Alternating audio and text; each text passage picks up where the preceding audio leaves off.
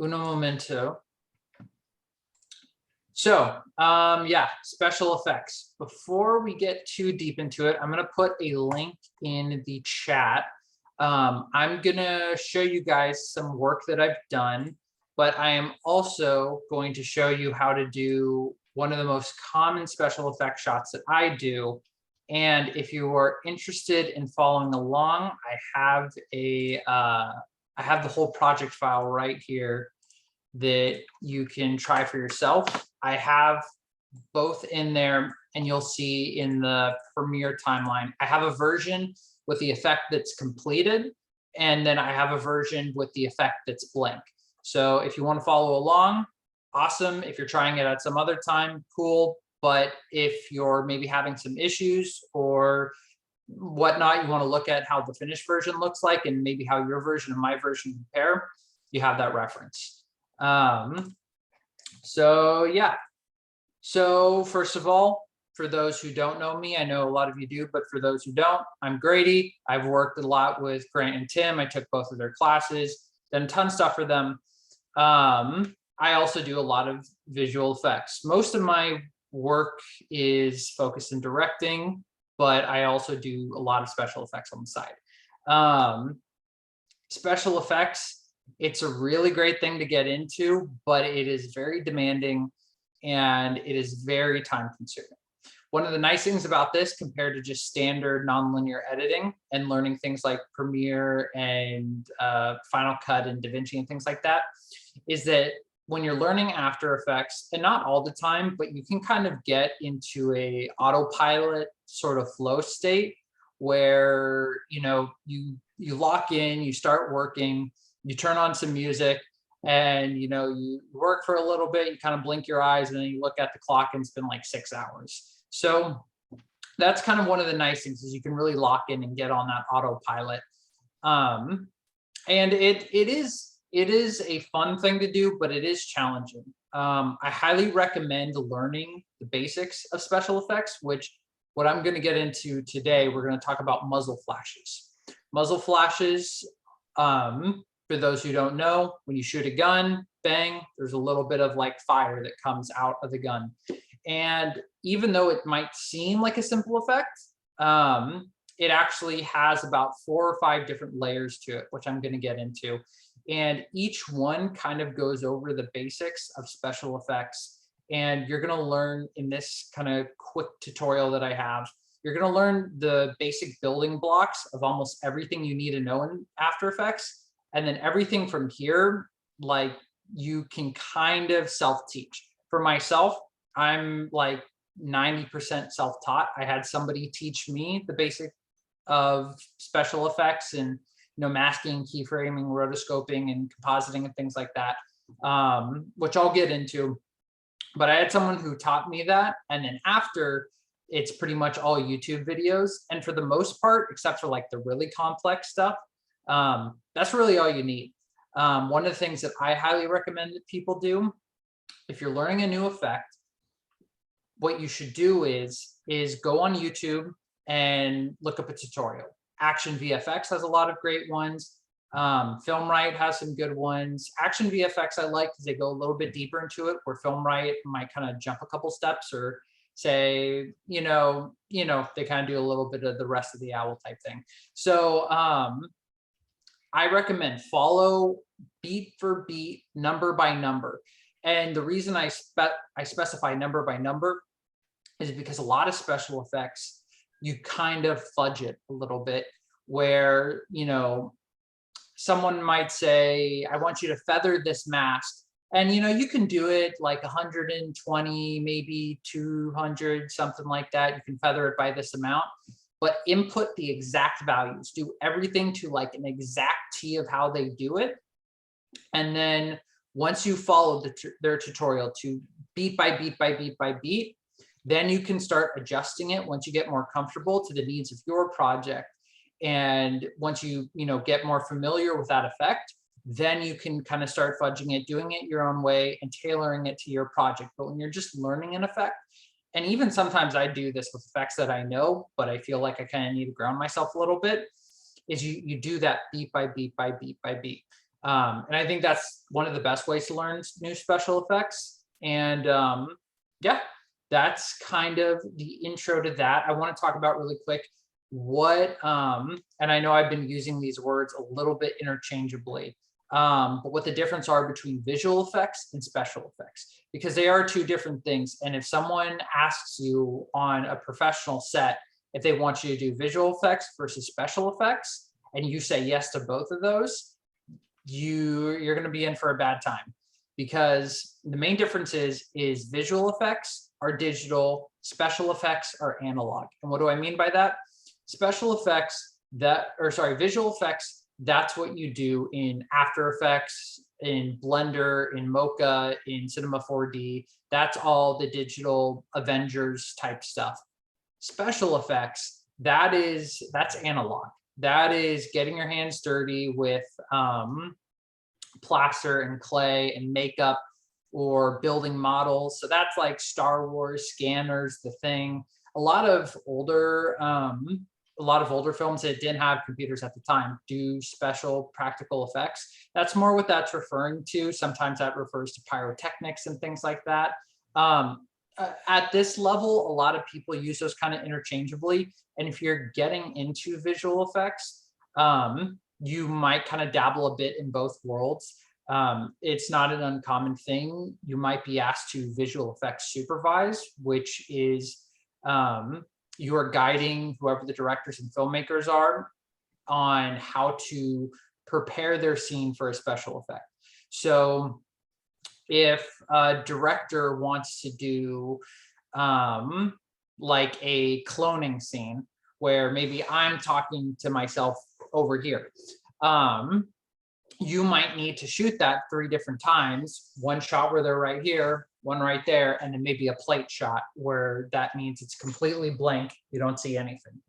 And so you need to be able to advise the director and the script supervisor and whoever else is on set, and meet with them beforehand and plan it out and say, hey, here's what we need to get and how to do it so you can get the results that you want.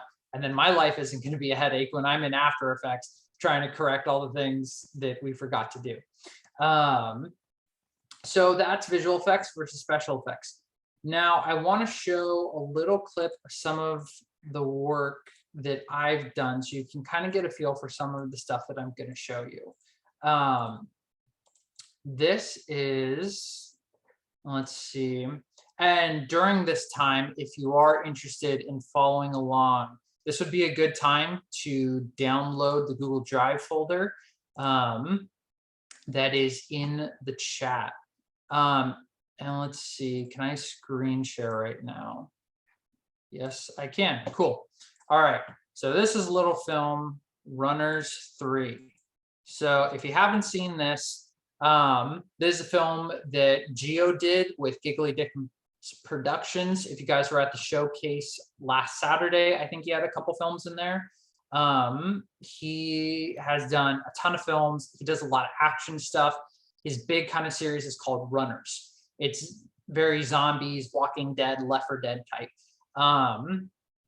And so this Runners 2 is when I got on board with Gio. This was back in late 2018. And I've been doing all of his special effects minus like 1 or 2 projects kind of in the mix of things. But I pretty much do all of his stuff. Yeah. We showed Called Upon, which I think is the one you would have worked on in the showcase. I think I saw your name on the credits. Yeah, I did the special effects on Called Upon. Yeah. I think it was Jurassic, one of the Jurassic Worlds. I did the muzzle flashes, but I didn't do the dinosaurs. Somebody else did the dinosaurs. And on the second one, the first one, I didn't do anything on it. He had Derek do that one. But that is many moons ago. That was like 2018, 2019, something like that. So I'm going to show a scene from Runners 3, a little bit of a spoiler, but too bad. Let's see really quick. Let's see if you guys can hear the audio. Let me know if you guys can hear that. No? Okay. No, you need to stop your share and then reshare again is what's going to happen. And when you go to share screen, Share the option sound. is lower left. Yeah. I Okay. do that every single time. All right. So let's see now. Can you guys hear it? Okay. So I'm going to show this scene at the very end of the movie. There's all these survivors that have met together at this base camp survivors group.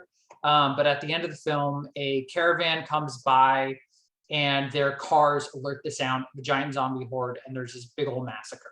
So I'm going to show you that massacre. I'm going to talk a little bit about it, and then I'm going to recreate one of the special effects shots that I did for this project. And again, if you want to follow along, this is a good time to download the file. So. Don't move.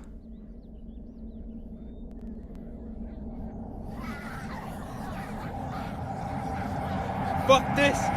No! Shit.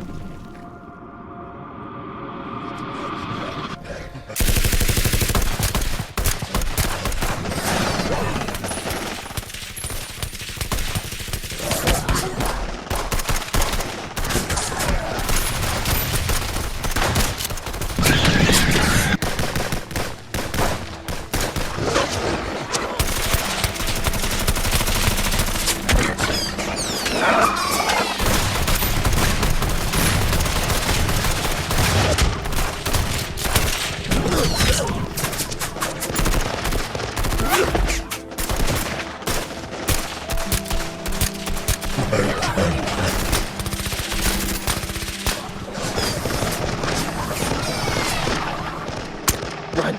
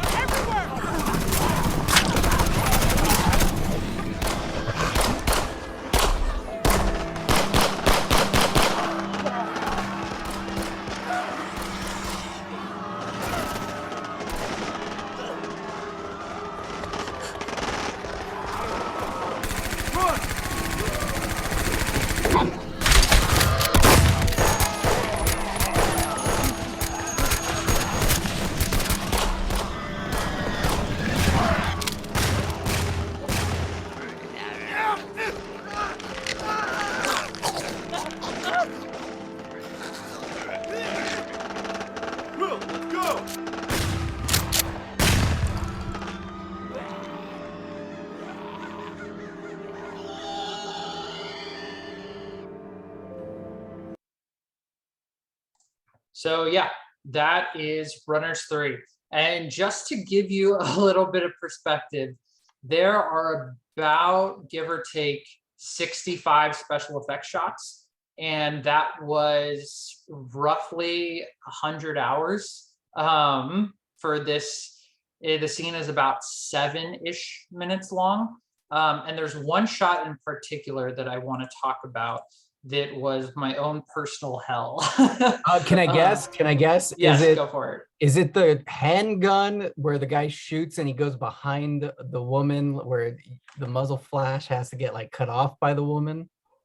Nope. No, Any other guesses? No, that's a good one. There is one shot that I'll point out that Was it the one It- where the kind of the mistaken? She gets attacked and mistakenly shoots people behind her. no, but I'll go over that one. That is my favorite shot in all of this, or of the special effects stuff. But I will get into it in just one second.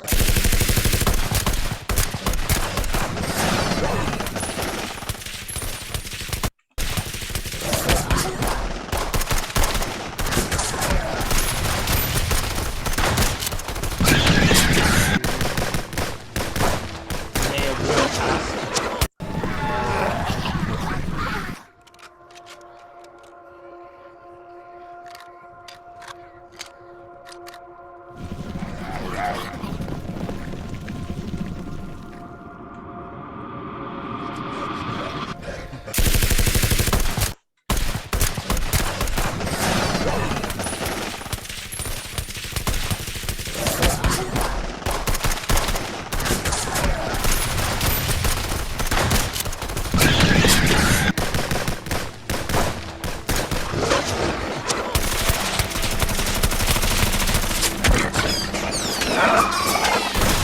Okay, this is the shot right here. This shot is 5 seconds long ish. Anyone want to take a wild stab at how long this shot took to do? Just this right here, all the different bullets and muzzle flashes and this right here. Any random guesses? 37 30 hours. Yeah, 30 hours, I was gonna say. Not that long. But it was. Day? What was that? A full day, like 20 hours. Yeah. I would say about 15 to 20 hours.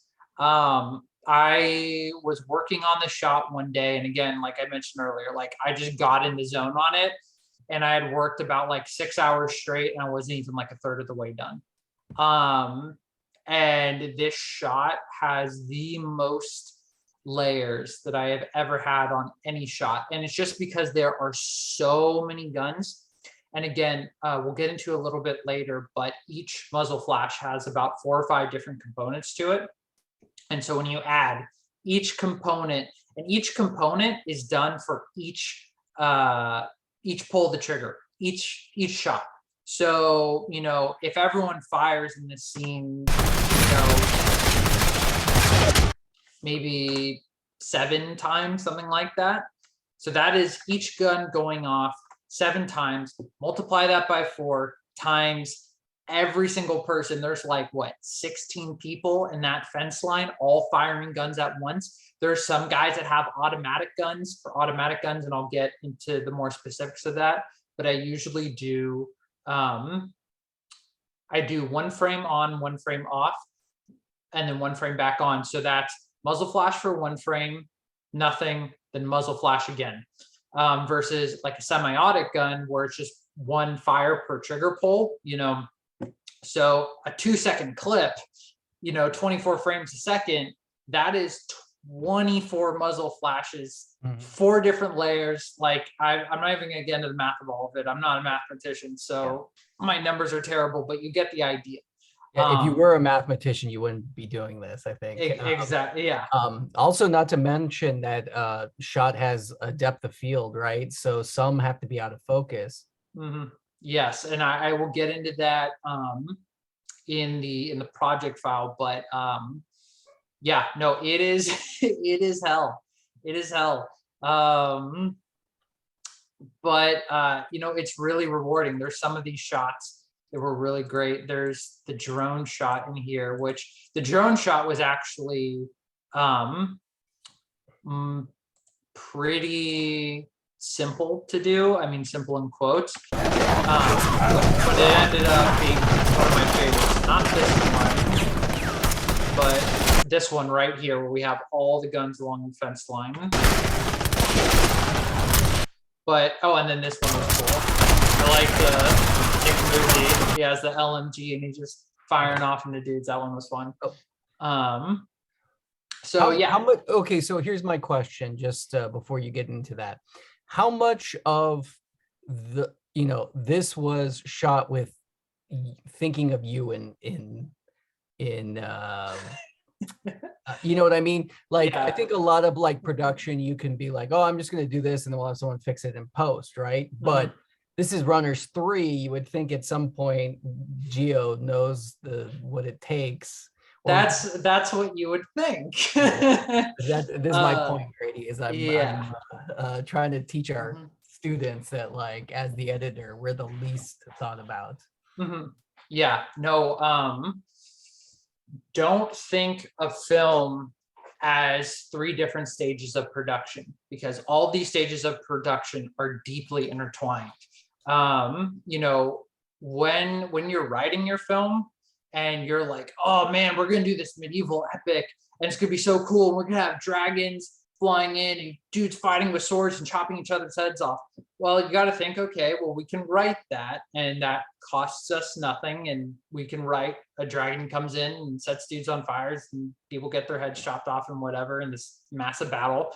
But then now when it's time to shoot it, do you have all the props? Do you have all the locations? Do you have all this? And now in post, do you have someone who can pull off dragons and fire? You're going to do the fire practically. Do you have someone that knows Blender or Cinema 4D that can do fire simulations, smoke simulations, that can do all of these things? Do you have a computer that can render and composite? And, I think sometimes people get too deep into, oh, well, the pre-production, I know what I want to do for the pre-production. And they're only thinking about that one element. And then you jump into production and you're like, well, I can kind of fudge it for the production side. And then you get to pre-production and you're like, well, you're editing it, you fix it in post. And that's kind of the mindset that people get stuck in. So if you're doing special effects, have a visual effects supervisor, for the love of God. Even though that I was on these sets, it always just happened to be that whenever we were doing special effects shots, it's always just those one day where, it's like, oh, well, I needed a pickup shot. So I just got a skeleton crew and we just ran off and did this thing. And it's like, you could have told me about that and we could have, blocked this out and figured out what we needed. Thankfully, with muzzle flashes, it's not too hard to just go and do it.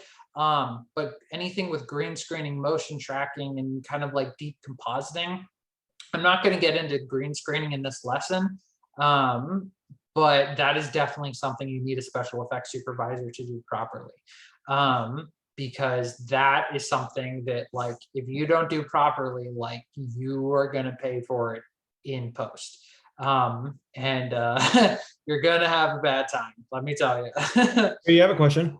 Yeah, go for it. So, if this was a bigger production, like budget wise, and you had more special effects artists, is it easier to do something like this where it's like all these muzzle shots on the guns? Like, I'm just saying, because like I've never worked where it's like there's multiple special effects artists working on one piece.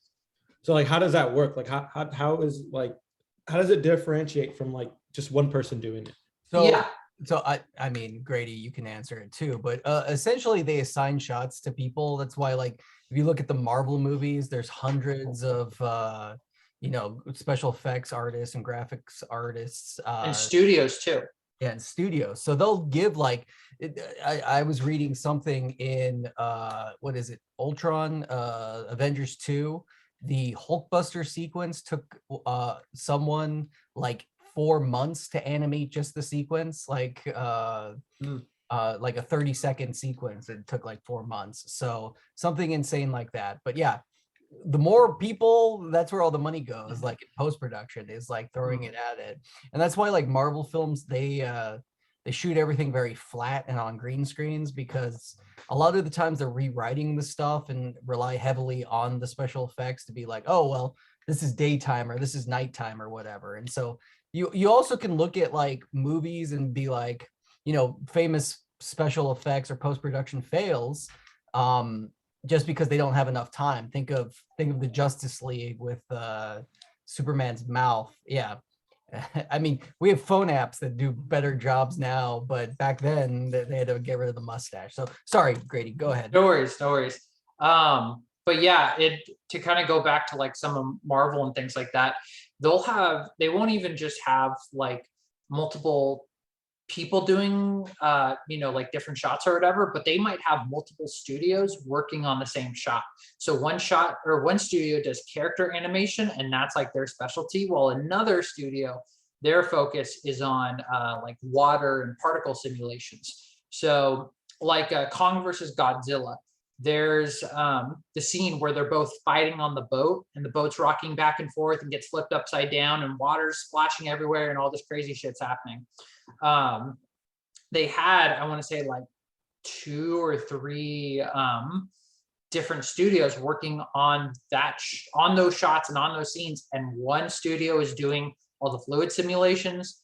The simulation studio might have been doing the like fur simulations, I'm not 100% sure. But then they have another studio who's doing all the character animations. And then you might have another studio who's modeling all the characters, and they're working with the production team and the art directors, and it's just all intertwined. But on something like this, for Runners 3, theoretically, more special effects artists would have helped, even with a production of this size and budget. The issue is, and this is both a good thing and a bad thing, but I recommend, even if you just want to direct or you want to gaff or DP, you have your mindset of what you want to do. I think it's really good to get well-rounded on set. Be a Swiss Army knife. Have your specialization. For me, it's directing. That's what I really want to do. But especially with directing, that opportunity doesn't come around a whole lot of times. And then it's also a very demanding job, where when you do it, you don't want to jump right back into it. You kind of need some time to take a breather and, get on some other people's set and kind of, learn some new things, take some time to breathe and grow and whatnot. So I recommend getting well-rounded. Special effects is one of those things you can get well-rounded in. The other thing that I recommend is learn something specialized. Learn something, because a lot of people, I direct, but I also know sound. I know how to edit. I know I could gaff or DP or do these different things. But that's what a lot of people learn how to do. That's kind of like the bulk of things that people in a film production class will kind of want to focus in on. But something like special effects, coloring, specific mixing, specific Foley types of things like that, it's usually a lot more on the post-production side. But then like special effects makeup, especially, we were super lucky on Runners to have some really great makeup artists, because when you learn something special, then you're getting invited back onto sets. And when you get invited on sets, what do you make more of? Friends, because in friends, that's you make more money too, which whatever. But friends is the real value of life. This is probably the most valuable thing Grady is saying in this whole lesson. No offense to the future After Effects, but yeah, it really is key to be on as many sets as possible, because you get experience, and not only can you learn what you like to do, but you also learn what you don't like to do. You learn what people you want to work with and what people you don't want to work with.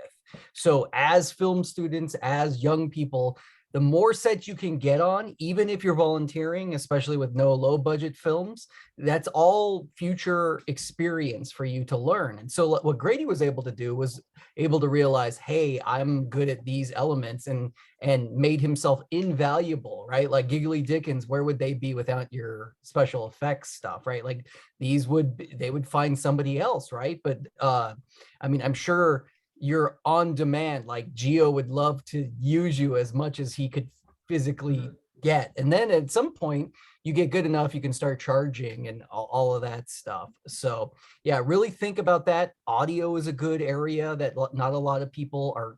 If you get really good at audio, it's very essential on set.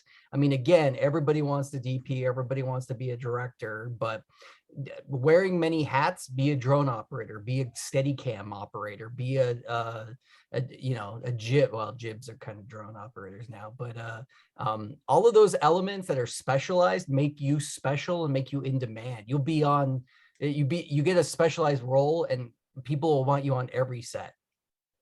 Mm-hmm. Wait, Yeah. sorry, another question. Just Go for it. kind of like going back for with the other question. So when it comes to something like this, like on the final edit, like after Mhm. everyone has done, let's say someone does a specific gun and there's like 20 different guns, everyone does their own gun. On the final edit, is it just layers that takes place? Like, is it like certain XMLs that they send to like the final editor that throws it on as a So I'll get into that when I go deeper into the lesson. It depends on the level of production you're at, and if you the director are also doing, or I should say, if you the editor are also doing the special effects, that will change versus handing a hard drive off to somebody and saying, hey, I need you to do the special effects, and then you hand it back to the editor. And then also coloring pipeline, which I'm not going to speak too much on coloring because right now I'm going through that process myself, of learning the pipeline of special effects to color, because that is like a whole beast in itself. And I don't want to say too much on that because I just don't feel knowledgeable enough. but But- does color affect like your work? Like, because I know like yes, so you do special effects before the color takes place, correct? theoretically, yes. So does that, I mean, because I mean you kind of get like a exact like idea of what you want. You put it on there, it's like, okay, I want to look that color, it's already there. And then when you throw it to color, I mean, they're going to change it up because they're doing the whole thing. Yeah.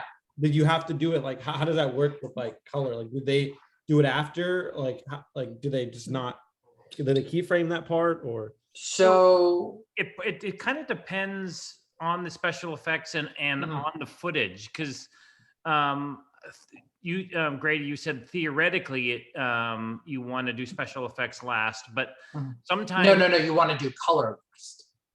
or yeah, color last, but sometimes you can't color after you've done the special effects, or you can't color to the same level.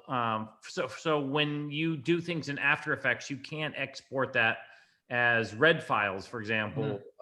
And so sometimes it pays to color first, then do your special effects afterwards. Because I know, like, Yeah. for example, like when it came to my film, when it came to the special effects, a lot of that stuff didn't transfer over to color. And we had to work on that after the color was done. Well, and part of that is, and again, take everything I'm saying with a massive grain of salt because this I'm still learning a lot on this. But it sucks, especially for me, because there's a couple of plugins that I use that are I feel are pretty essential. But those plugins don't carry over from Premiere to DaVinci. And theoretically, not theoretically, to get a perfect DaVinci timeline that crosses over, everything that's on your project, all the media, all the effects, everything that you need on your project that is on that hard drive where your project resides needs to also be on the DaVinci timeline. So I had an issue where I did a film about a year ago, and there were some things that I used some plugins on, but because I had the plugins installed on my computer, but they weren't on the colorist computer, I got my hard drive back with my film and I noticed things were missing. And I'm like, wait, what happened? And then I realized, oh shit, my plugins didn't carry over. Like, and I was learning a lot about coloring in that time. And I'm like, oh, well, no, duh, I should have thought of that. But it's like, that is definitely something you need to keep in mind. This new project that I'm doing right now, the plugin that I have is absolutely essential to what I'm doing. Like, there's no like getting around it. I have to have this specific plugin. And but is Chris coloring that for you? yeah, Chris is coloring it. So we were talking about that because I think he Mhm. might have found a solution to getting like past that, where it was like once when we were down to like the final export, he was like, he said that he found different ways to add in certain stuff that was not transferable, like certain files that it couldn't go. So I think he said he was going to talk to you about that. But yeah, no, I've been talking a lot with Chris on getting down an exact pipeline kind of what we've been talking about now, which in my mind would work kind of the best for me, because it wouldn't change too many things on my end, but I know it kind of makes things hard for Chris, is just to kind of brute force it, where I would export, I would send him my XML file with my timeline, but then what I would do is I would export the video clips that have all the effects on them, and I would just export them in the most uncompressed version possible in log.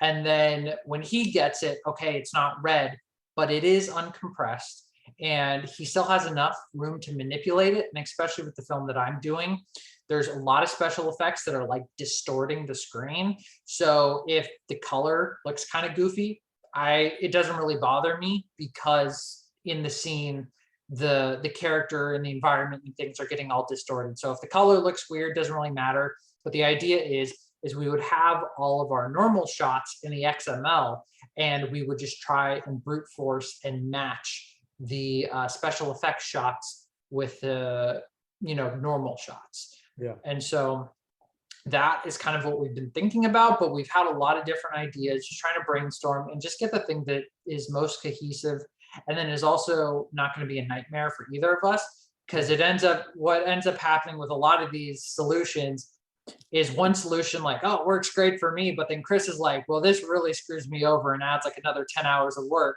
And it's like, oh shit. And then he's like, oh, but we could do this. And I'm like, yeah, that's going to work great for you, but it adds an extra 10 hours of work for me. And it's like, what do you do? So we're trying to find that happy medium. But again, I would take everything that I've said about the coloring process and special effects, really big grain of salt. I'm still learning a lot about it. So that is that. So yeah, next. Oh, one thing that I also want to say, just kind of a brief aside,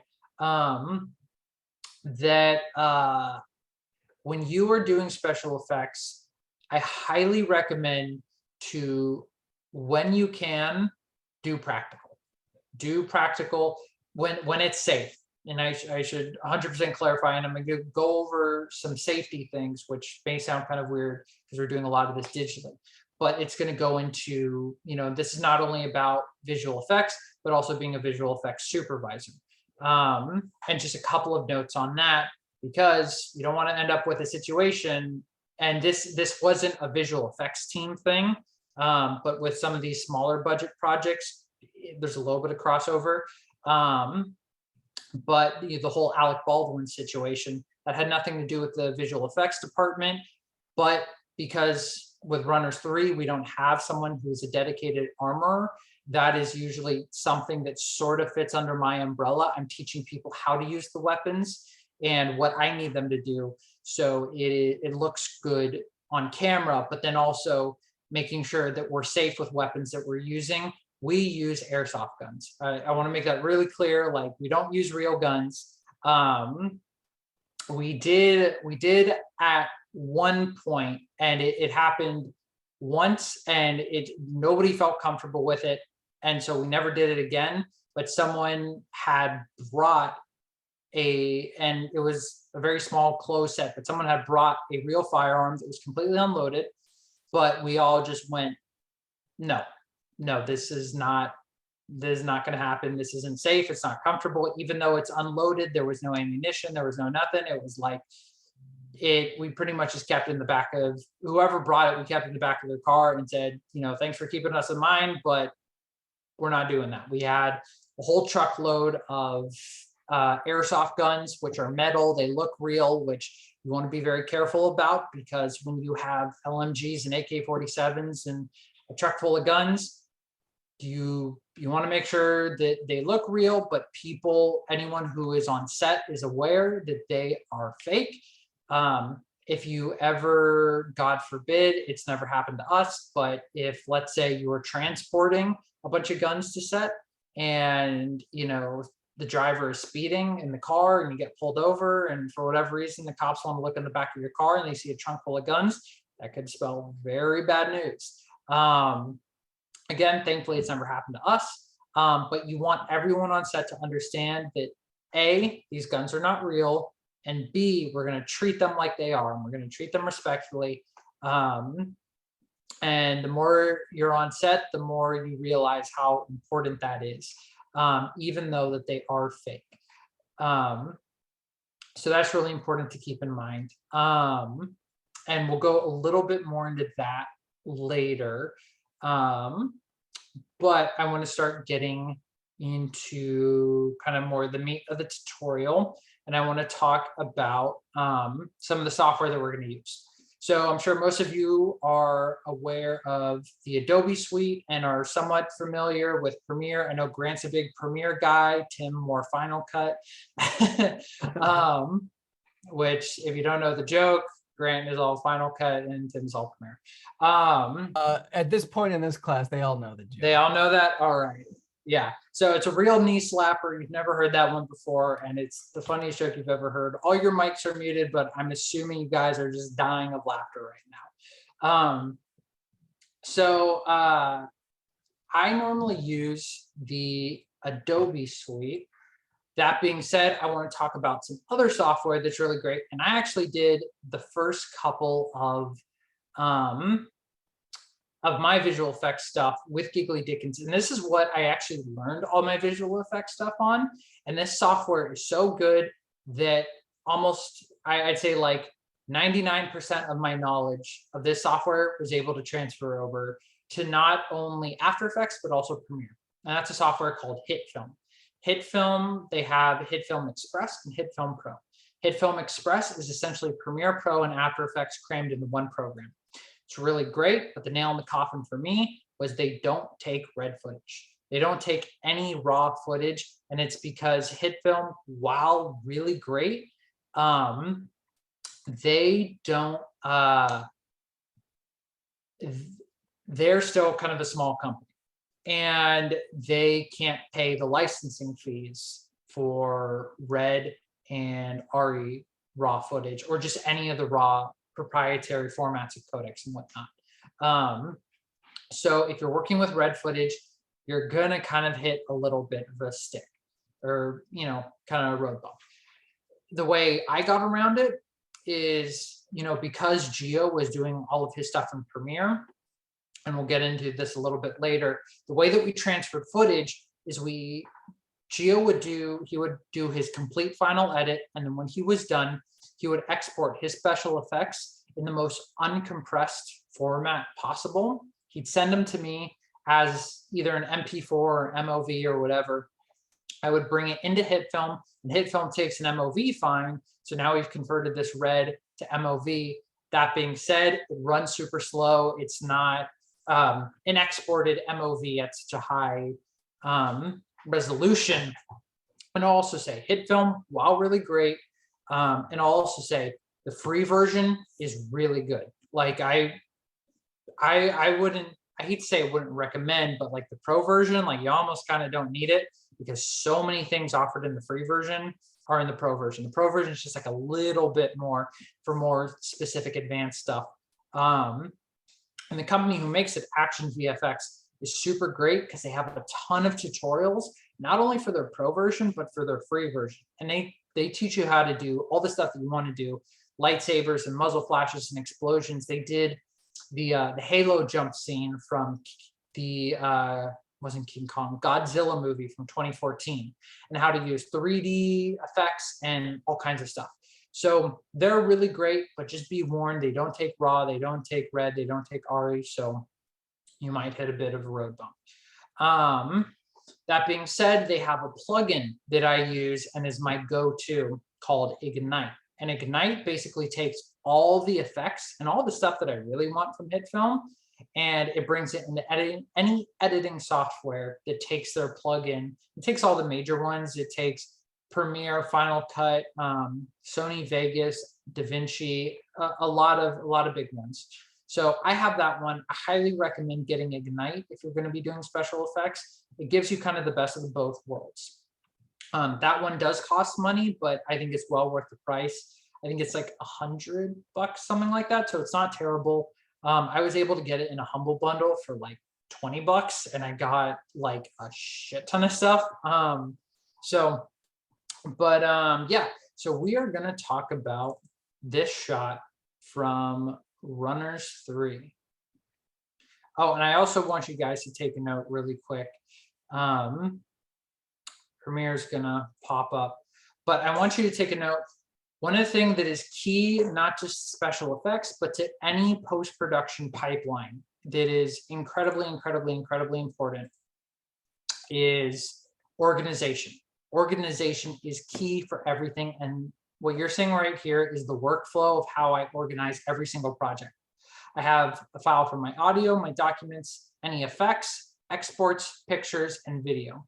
I've seen some people add a separate folder for project files because I just really want to be able to jump into my project files. I leave them here, and if you guys want to see later, I can show you, but you'll see for like runners 3, I have like a shit ton of After Effects files. And so that might have been something where it might have been just a little bit easier to keep those things organized, but you live and you learn. So this is how I recommend you organize. Premiere automatically creates these autosave files. So that's not me, but they're still really important to have. So we're going to open up this VFX lesson ProPJ, which is the project files. And what you're going to see here is this incredibly handsome fellow. I don't know who he is, but just beautiful red flannel and glasses. So this is a special effects shot that we're going to work with. And we're going to cover, more importantly, kind of the first half of it, because it kind of gives us the meat of what we want to work with. This is the incomplete version that you'll find in the project file, but then I also have the completed version of some of the different things. And so I've just done this kind of first half, third right here, kind of the meat of it. And so what you're going to do is, and I've already done this for you. So this part, keep it in the back of your mind for future reference, but for right now, specifically, you won't need it. But typically what you would do is you would go to your video clip and you find your special effects shot. Okay, this is the one that I want to do. All right, so I'm going to drag my video clip onto my timeline. I would click on it and then I would right click it. When you right click it, you're going to see this thing replace with After Effects composition. That is what you would click. We're not going to do that now because I've done that for you and made things super easy. So what we're going to do, you can either, to kind of save on RAM and resources, you can exit out of Premiere right now. You want to make sure that you're saved. But because we kind of want to save on resources, we're going to exit out. You could leave it open. Either way, it doesn't really matter with something like this. It's not super hardware intensive what we're going to do right now, but it also varies from system to system. I have a pretty powerful PC. I highly recommend, if you're going to get into special effects and post-production in general, graphics card, RAM, those are essential. You need a good graphics card. The NVIDIA RTX series is great. I know graphics cards are really hard to come by right now. Right now, I have a 2070 in my computer, an RTX 2070. It's a great card. The 30 series came out last year, and the word on the street is the 40 series is coming out this year. That being said, or no, it wasn't last year, it was 2020 that the 30 series came out. That being said, graphics cards and the chip shortage, things are really hard to come by right now. So, I would try to, if you can, get something in the 10 series, the GTX, anything from a 1050 to a 1080. Then for RAM, you're going to want like at least 16 gigs of RAM for RAM playback, RAM previews, kind of RAM storage. If you can, try and edit off of SSDs, solid state drives. NVMe drives are great. They're fast. Right now, I'm editing off a Lacy hard drive, which is slower, but it is what it is. It's not terrible. I do recommend put Premiere Pro, put After Effects, have those installed on an internal SSD. You're going to have a Premiere, and your software in general is just going to be moving a lot faster, and it's going to save you a lot of time. You're going to be glad you did it. So right now we are going to swap over to After Effects.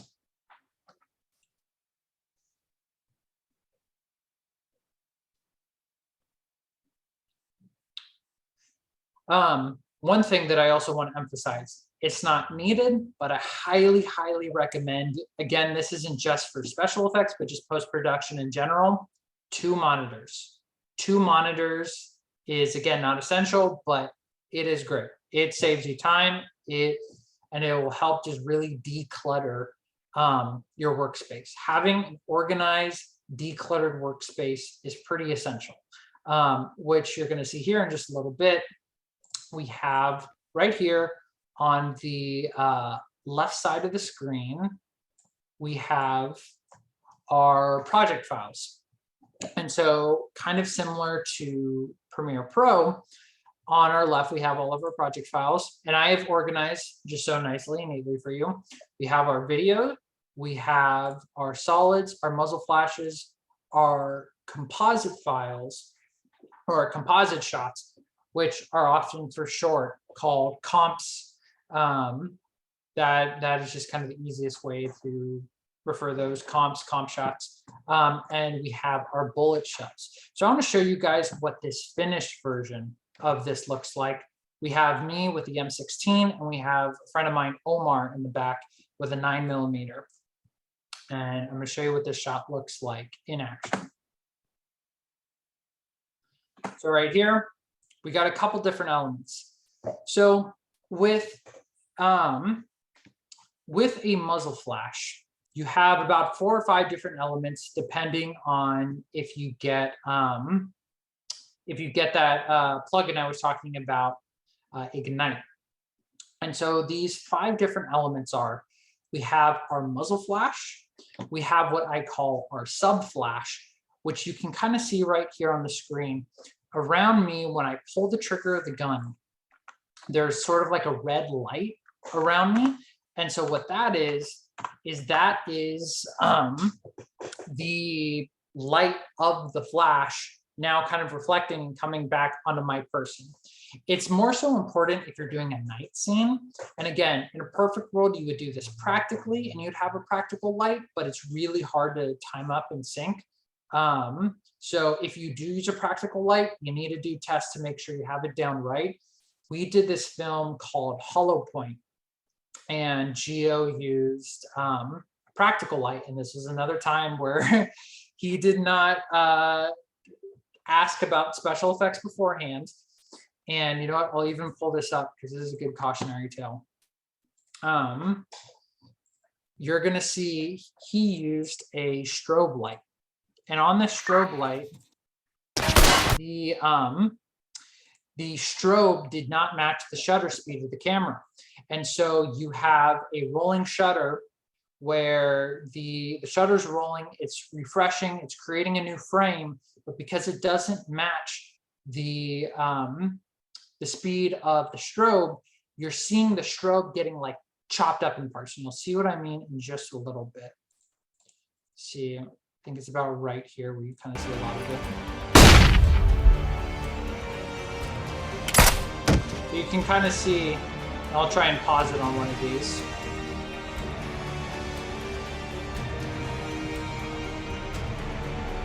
Yeah. So you can kind of see, oh.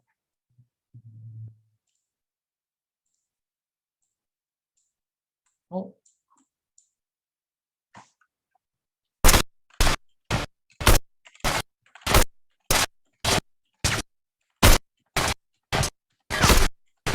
It's kind of hard to see trying to get on the right frame, but you can tell right here how it's jumping around the frame. It's not being properly lit. And so that was a time where we went practical, but because no one was consulted on the special effects, we had this big issue. And then we had this issue of, okay, well, when we do a muzzle flash, do we try and cut the muzzle flash off with the light? Do we try and have it match the shutter? Like, what do we do there? Grady? So, Grady? yeah. Question, would have been better if he used a higher frame rate and if we speeded up the frame rate, would that help?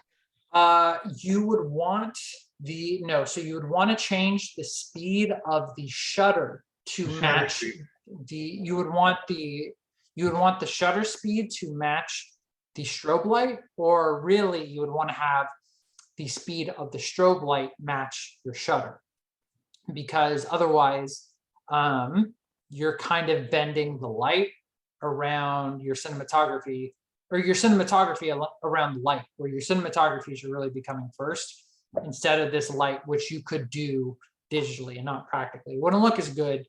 But again, you don't want to be messing up your shot just to match this light. So theoretically, in a perfect world, you would get the strobe light to match the camera, not the camera to match the strobe. So that would be my recommendation on that. What we ended up doing with this is we ended up cutting the muzzle flashes and cutting the effects. So if only the top half of the screen was lit, then if we had a muzzle flash that was right in the middle of the screen, that bottom half, it just got cut off. So it didn't look as good and it could have been better, but this is the price you pay when you don't properly have someone to VFX supervise and plan these things out. So I'm still confused though, Grady. Even if you match the speed, don't you have to synchronize them at the exact same time? I mean, yes, and that is also why I don't well, theoretically, no. If you match the shutter of both, theoretically everything should be synced and it should be good to go. I don't recommend using a strobe light because a strobe light is too it's just too much. It's so much happening all at once, and it's good for like a fast burst, but because you have to do all of these things to match your camera settings, it's better they have and you can actually see it on Kermwick. There is a shot with Kevin, and he is hiding behind a counter right here. And you can see sort of those small flashes by the door. And that's just like a little LED that's on sort of like a strobe setting, but on like a super light, it's not flashing like every frame or faster. It's just like, okay, one here, one here, one here, one, so it's really just having that strobe be so fast and kind of uncontrolled. That's where your issues come in. So that's the problem. The strobe's just too fast, probably. Yeah. Yeah. In a perfect world, you'd have some sort of rig where you would have like some sort of small light, like in the barrel of your gun or something like that, that would be attached to the trigger pull. And that's in a perfect world. I've never done a rig like that before. I haven't seen a rig done like that before. I'm sure there's something like that on Hollywood sets, but it's not something that I've come across with. So, but to get into our shot right here, so like I was saying, there's about 4 or 5 different layers to one of these effects. You have your muzzle flash, you have your sub flash, but then you have a couple of different things. And this is where, when you're doing a special effect, I highly recommend that you have some working knowledge of whatever you're doing. Again, if you are the one who is handling any firearms on set, you should know general firearm safety. Don't point it at anybody. Keep your finger off the trigger, all those good things. But you should also understand the basic mechanisms and working of a gun, because you need to emulate that properly and you need to have your actors mimic that properly. So for those who don't know, when you pull the trigger of a gun, you either have, if you're holding a pistol, a slide comes back and a bullet ejects out. For this, with this M16, you can see there's this little black hole right there, and that's been created digitally. And you'll see there's a little slide right there that when you pull the trigger, it slides back, the bullet ejects, another bullet gets sprung up, and then the slide goes forward, locking in the next round, ready to go. The thing is, and I highly recommend, because this will save you time and money, get blowback guns. And I will show you this scene, this quick one shot in Runners 3. And we ended up using this for close-ups. But a blowback gun in airsoft is one that mimics a slide going back and forth. And that just helps sell the effect so much more than trying to do it digitally. Because I can only do so much we had tried with Daniel Potter, he's one of the guys on the roof. He has this big long rifle that has this very obvious slide that never comes back. And I was able to do some stuff with it to mimic it. But it just doesn't look as good as the real thing. So when you can, try and get a blowback gun with an automated slide. That will save you time as special effects artist. And as a director, it'll save you money when paying your special effects artists, because they don't have to do all this crap, and it's gonna look better. So that's what I recommend. I'm gonna show you. Grady, I have a question about this scene. Go for it. How did you make the special effect of them using a shotgun at long distance to kill the runners? You know, that's a Geo specialty right there. That's some movie magic, you know. A lot of people don't know, in the movie world, shotguns are actually like sniper rifles, and they just shoot right across the screen. That is, of course, not the case, but movie logic. So let's see if we get to this shot, because there's two scenes, one with Geo and one with Dom, where they have a blowback pistol, and you can see it, and it looks so much better. Oh, maybe it's not Dom. Okay, it's this gun right here, this little 1911. Take a look at it, and take a look at the slide going back. It's super brief, but it really helps sell the effect. It really just does look so much better. Geo, when there's two shots, and it's funny because it's actually just the same shot reversed, but he has like a tan scar, and he is, he's shooting the gun, and you can see the slide going back and forth on it. And it's just a subtle little thing. And a lot of people don't have a super well working knowledge of firearms, but in the back of their mind, there's going to be like, there's something that isn't there. And this is something that I really wanted to change on Runners 3, because on a lot of the other shorts, we didn't have these ejecting bullets. So this was a new effect that I introduced. It was something that I learned from a tutorial, but it's something new that I started doing because I just felt like it was helping sell the effect a little bit better. Because on a lot of the previous films, we didn't have bullets ejecting. And the scene that kind of prompted this is the one that took me like 20 hours to do, where they're all at the fence line shooting, because we see them, and then directly after we cut to a ton of bullet shells on the ground. And I'm thinking like, man, this is gonna look super unconvincing if we have all these people just firing rounds and rounds and rounds and rounds and rounds. And then we look on the ground, we see all these bullets on the ground, but it's like, wait, where did they come from if they weren't in a special effects shot? So I really wanted to make a point to have bullets coming out of the gun. And so I will get a little bit into that. So we have flash, sub-flash, slide, and then you can see it right here. And you'll see a little bit better when we start replicating the shot.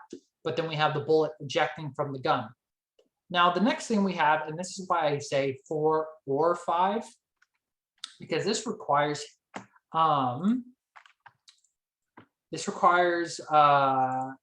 hit film or ignite to do. But you'll see right here, there's a little bit of a blur. What I started adding, and I did this first on Called Upon, but I started adding heat distortion. So if you've ever been out in a really hot place, hell, even if you've been to Gilroy during the summer and you look down the road, you'll see the heat coming off the road, and it creates like a little mirage type effect. If you've ever seen award-winning film Kangaroo Jack, there's a scene where they're kind of they're tripping out in the desert, and they're looking out into the beyond in the sand dunes, and because it's so hot, you're seeing this like distortion from the heat. And because when you fire off a gun, you're creating an explosion. That is an explosion happening in the action of the gun and then ejecting from the barrel. So it's creating a lot of heat. If you've ever shot a gun before, especially if you've ever shot an automatic weapon, or even just fired a weapon at a fast rate, and then you touch the barrel of that gun, shit gets hot. It gets hot. It'll burn your hands. It's not fun. So there's a lot of heat coming from that weapon. And again, it's another subtle little thing, but I feel like it really adds to the shot. It's a lot of special effects you'll see. It's all subtle things. You have the meat of your shot.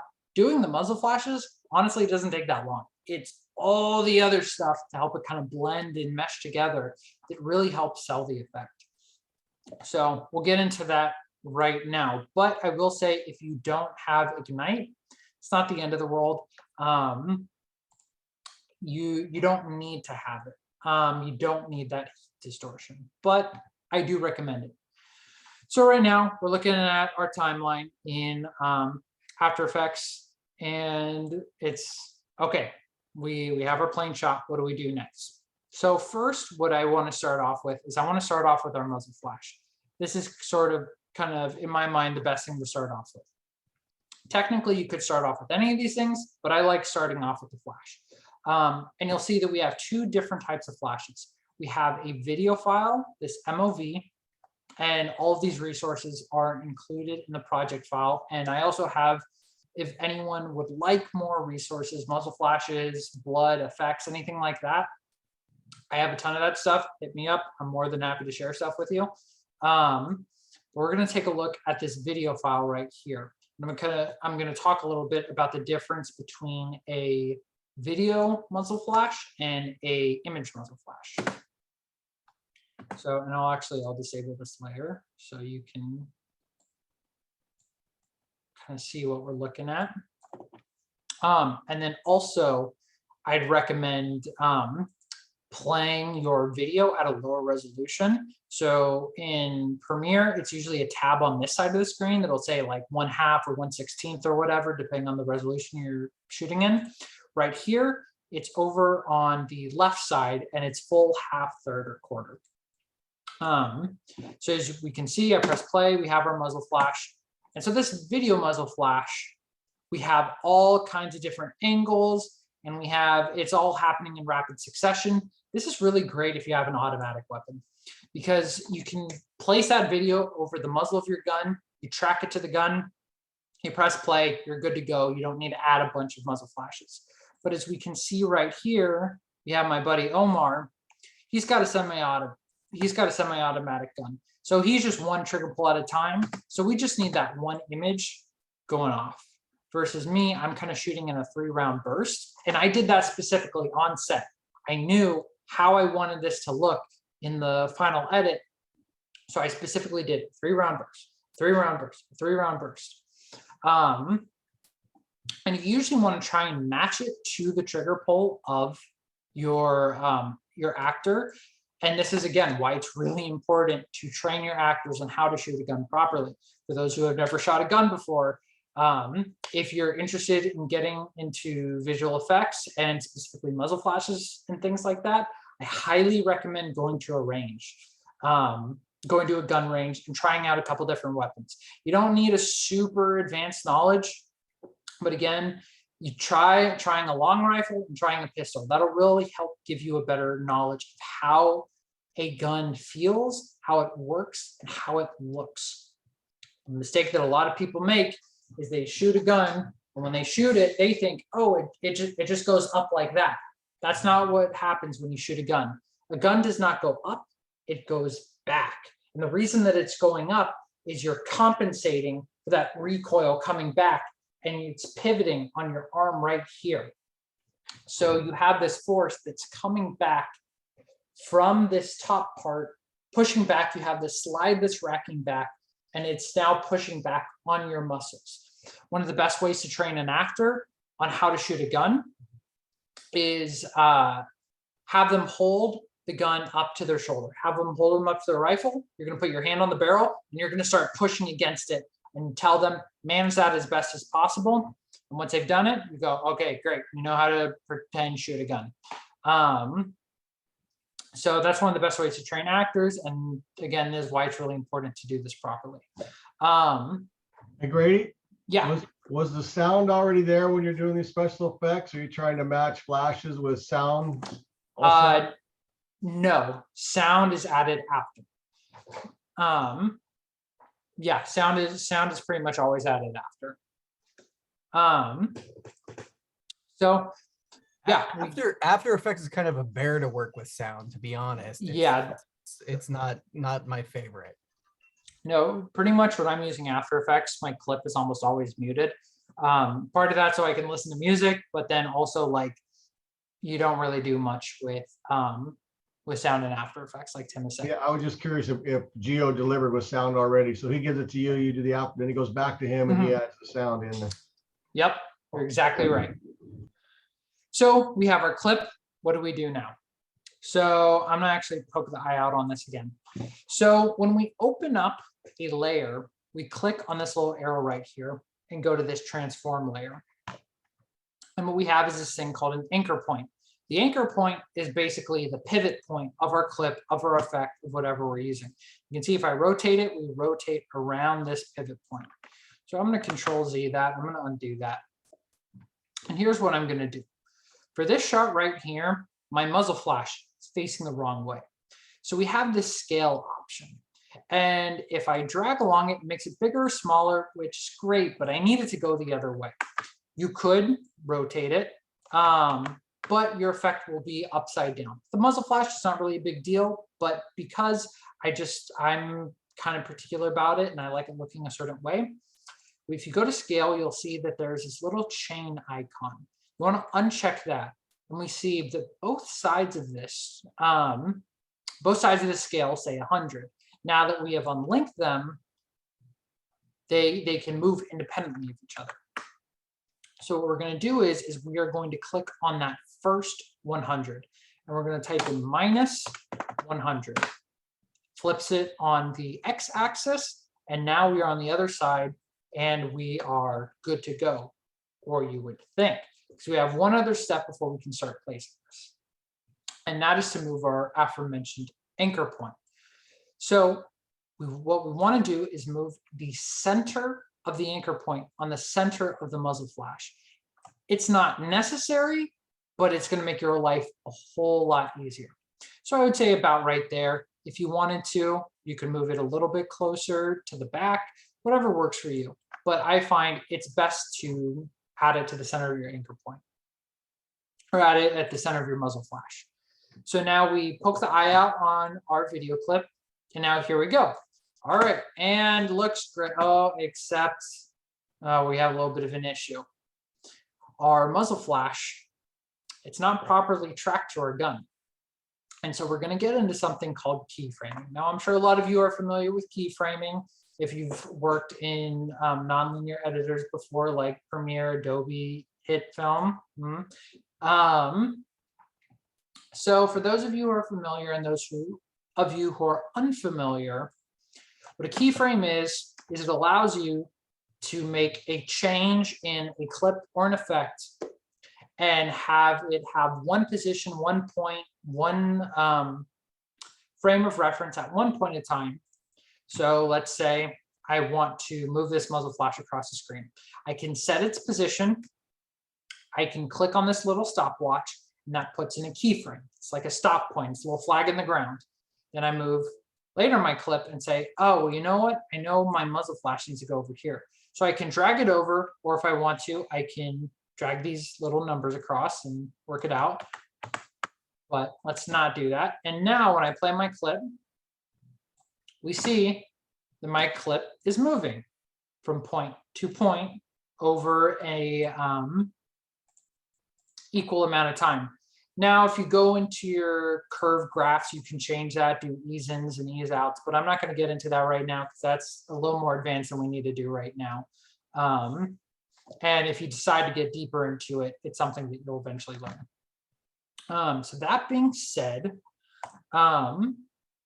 this is looking all right, but it's not perfect. And I think also one of the things that I want to do is, like I mentioned, on this gun, I specifically did a 3-round burst. I fired 3 shots at a time. So I want to try and find where my shots begin and where my shots end. So we'll play this clip back. So we can see right here, it's about from here to right here. So, and again, one thing that I want to stress, one of the most important things in After Effects and any editing software is your hotkeys. Your hotkeys, hotkeys, hotkeys, hotkeys. You have probably the most important one. If you press Control and the arrow keys, you move frame by frame. That is what you're going to be using the most in After Effects. Of course, you have Control S, save your project. That's a great one. You have your scroll wheel, space bar to play. These are just a couple of ones, but you also have W is rotation. I use that one a lot when adjusting muzzle flashes. S, I believe, is for scale. I don't use that one as much. I usually just jump into the transform, but you know, to each their own. But so I did a 3-round burst on this gun. Go back into that. And so, like I had mentioned earlier, I do about, for kind of an automatic burst, I will do 1 frame on, 1 frame off. And whenever you do a muzzle flash, you always have it appear on screen for 1 frame. You don't do any longer than 1 frame, otherwise it looks weird. And it just won't look right, and you'll be able to see it pretty easy. So, because I fire off 3 shots, we're going to count that out. Okay, we have 1, we got 2, and now we got 3. All right, perfect. So now what we need to do is we need to cut this, this layer. Now, one of the things about After Effects, it's kind of a pain in the butt, is that the hotkeys are very similar, but different from Premiere Pro. So you kind of got to learn something that's similar, but you got to retrain your brain a little bit to get adjusted to this new thing. So to cut a clip in After Effects, this one is actually kind of different from Premiere, but it is Control-Shift-D. That's going to cut your clip, versus in Premiere, it's just C. Now we have split our clip into 2 different layers. And because we're just going to do the beginning of this clip for this lesson, we can just get rid of that guy. So now we have this. And now what we need to do is track it to our gun. So what we're going to do is, and one thing you want to make sure of, is, and I forgot to mention earlier, is you want to make sure that the size of your muzzle flash is correct. You don't want it to be too big. You don't want it to be too small. When you have finished flipping your muzzle flash, you want to make sure that the chain is, you've clicked that again. You don't want it unchained, or otherwise it's going to get super goofy. So we click that chain in, and now we can kind of adjust the size to whatever looks good to us. I think it was pretty good how it was, maybe a little bit smaller. Movie muzzle flashes are pretty much always bigger in real life, or no, sorry, are always bigger than real life. It's kind of for that more dramatic effect. So I think where we are right now, let's see, we're at 90%. I think that looks good. I think that looks fine. I'm not too worried about it. So what we're going to do now is we're going to track it to the barrel of our gun. So to make our lives easier, we have this little opacity tab. I usually do like 30%. And you might be looking at me like, hey, I can barely see your muzzle flash. Well, Archimedes, that's the point. Because if we have it cranked all the way up, it's going to be pretty hard to see our tracking markers. So this is only temporary, 30%. We have our keyframe ready to go. So we're going to jump forward 1 frame by pressing Control, the right arrow. This is a blank frame. We don't have a muzzle flash, so we don't need to worry. Jump to the next frame. We have a muzzle flash. We adjust, move it right here, and we do it again. Bada bing, bada boom. Crank that back up to 100%, and oh, beautiful. I love it. So that being said, it looks good, but there are still some things off with this muzzle flash. One of the things that we need to get into is the rotation. Now, because we saved ourselves a little bit by adjusting the anchor point to the center of the muzzle flash, now when we rotate this, it's going to rotate around that point. And so again, this is a small thing, but when I move the gun, it's at a bit of a slightly different rotation now. It's just ever so slight.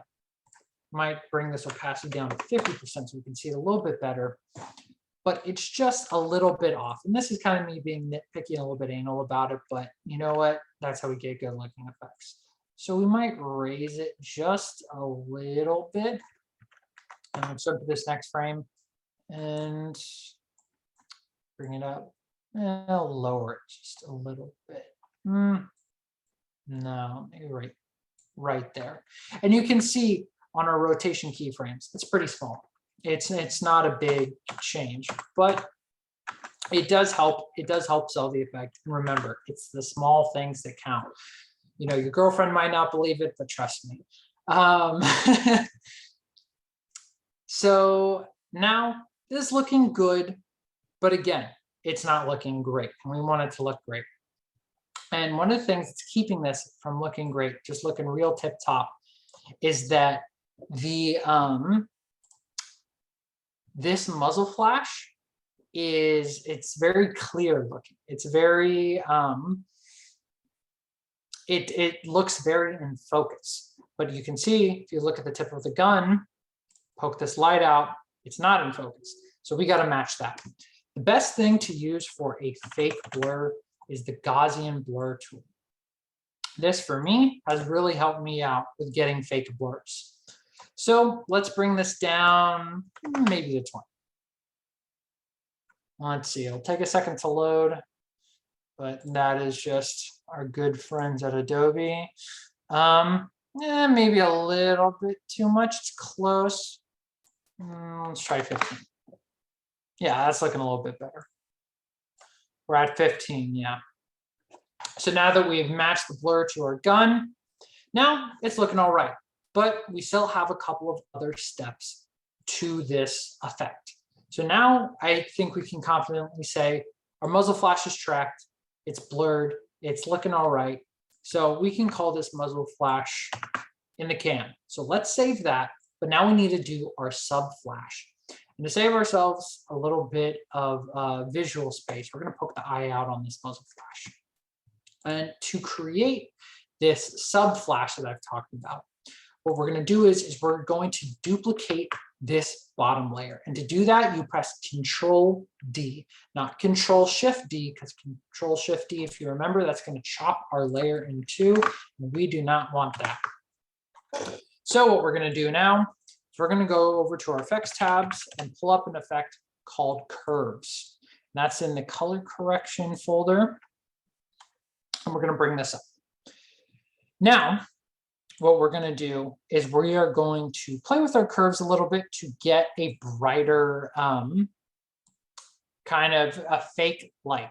The thing is initially, and you can see this on the original Runner 3, and I've changed this as I have refined my effects method. But you can see that this this light, it's a little too white, and it doesn't really match the redness of the gun. So what I've ended up doing now is we go to this channel tab and we change it to red. And we bring that red up just a little bit. If we bring it up a lot, you can see how much it affects the red. But if you bring it up, it brings your reds up. You bring it down, it brings your reds down. But we're going to bring it up just a little bit to where it's ever so subtle. But if we poke that effect out, you can see that there is a difference. It's very subtle. And especially during the daytime, you don't want a big change of flash because it's really not going to be that much in during the daytime. So now you're like, all right, cool, we've got that. But how do we centralize it to just my face when the gun is going off? Because we don't want the entire screen to turn red, because otherwise, you know, that's going to look weird. So let's open this guy up. Now we're going to get into one of our big boys, and that's called the masking tool or the pen tool. What the pen tool does is allows you to cut out your image. So if we see right here, and dramatic effect, I'll crank this up. I have cut out this top layer, cut a little shape around our image. And so what this allows us to do is I can create this duplicate of our image, and then I can cut her out around my figure what needs to be lit up.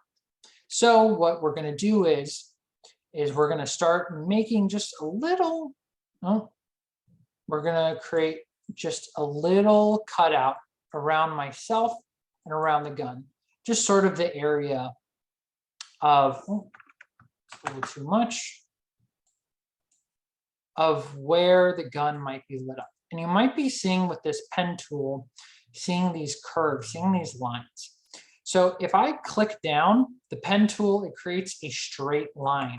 But if I hold and click, it allows us to create this bend with these little sidebars right here. That becomes super helpful in getting kind of more precise, exact masks. And when you're doing very specific rotoscoping, which is keyframing frame by frame, usually that can get pretty important on getting that exact. But now we've created this sub flash, we've created this mask. And now it's looking good, but you might be able to tell, especially if I crank this up and I let go of that mask, it's got a pretty harsh layer to it. And you can tell like, yeah, something doesn't look right here. So we're gonna go back to this much more subtle mask, and we are going to crank up what is called the feather. And for effect, I'll show you what that looks like. And the feather kind of smoothens those hard lines. And you usually want to feather your light out to where those hard lines aren't super noticeable and visible. So usually I do somewhere from, right now I'm working with 4K footage. It depends on the resolution you're doing. But I usually do somewhere between 150 to 200.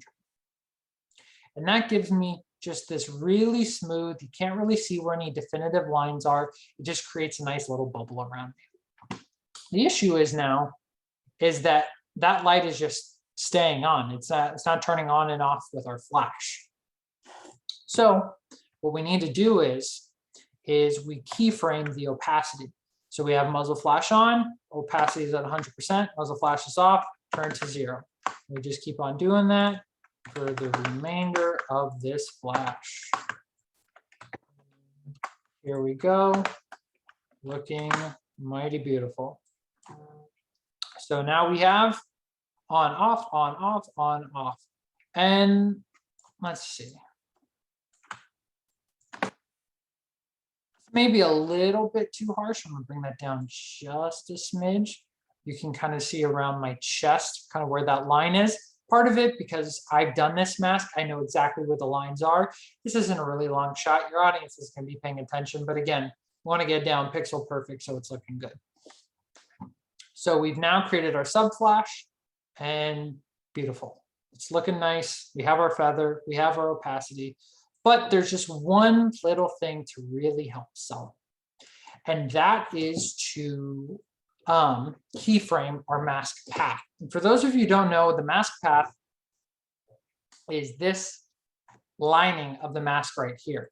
And if I keyframe this mask path at the beginning and at the end, and I make a major change, like I drag this mask all the way over here, what it's doing is it is moving the mask. And now it's dragging this effect across the screen. We don't want to do that. But because the camera's moving, because I'm moving slightly, it's probably good that we keyframe this mask so it just fits a little bit better around the gun. It's a little bit neater. Again, with something like this, it's super light. It's during the day. It's not super necessary, but it helps sell the effect a little bit better. A little bit of a cheat code for you guys that I recommend is do, especially when you're doing a mask path, do the first frame and do the last frame, because your keyframes make slow equal changes over time. And if you do your last frame, your mask is going to be much closer to what you need it to be. So let's say I think our middle frame looks fine, but let's say our our last frame was in a very different position. When we get to that middle frame, it's probably going to save us time in readjusting our mask. So that's a little cheat code. Do your first frame, do your last frame. It helps save time. And then you can kind of go in and refine. So we have our main flash, our sub flash. Now what we need to do is do the slide right here. And the way that we do that is After Effects has this great thing called solids. You're going to right click in this gray area right here and go to new, scroll down to solid. And what you're going to do is create a completely black solid. Wait for this thing to pop up. Take just one moment. All right, here we go. Let's name this M16 slide. And we have it over black. It's the right resolution. Cool. Now we have this big old black on the screen. What do? What we're going to do is we're going to poke the eye out, and we are going to go back to our muzzle flash. Now you want to make sure that this layer is selected, this M16 flash. And what we're going to do is we're going to create a mask around this little bullet ejector on the gun, and we're going to make sure it fits around. Now if I poke this eye, you can see there's a layer of black now there. And now it's giving the illusion that this slide is moving around, and it gives room for the bolt to come out. So for right now, we're just going to keep that eye poked so we can see it a little bit better. We're going to go into the mask. We're going to go into mask path. And each time there is a muzzle flash, we are going to adjust this guy, make it just a little bit smoother and cleaner. And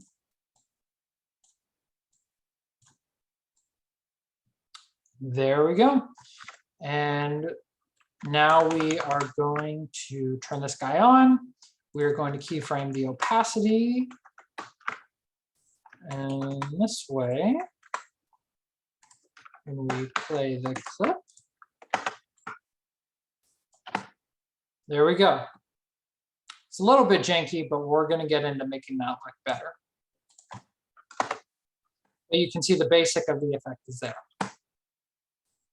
So to clean this up and make it a little bit nicer, we have this great effect called the directional blur. So directional blur is exactly what it sounds like. When something is moving in a specific direction, it creates a blur in the opposing direction. So because our slide is sliding back, as you can see my hand, it creates a blur moving across the screen in that specific direction. So what we're going to do is go to this directional tab right here, and we're going to adjust it so it is matching the back of the stock and the, kind of the direction where that slide moves. Generally, it's a stock that it lines up pretty well with.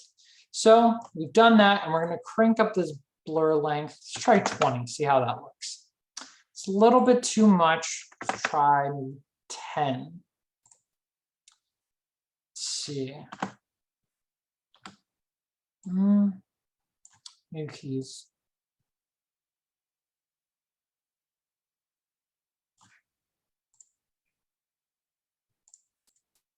See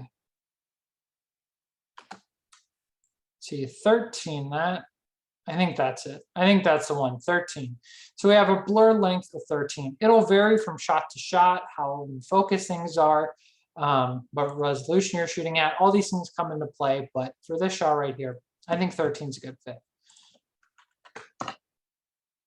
So now we've done that, and now for the big boy, our bullet.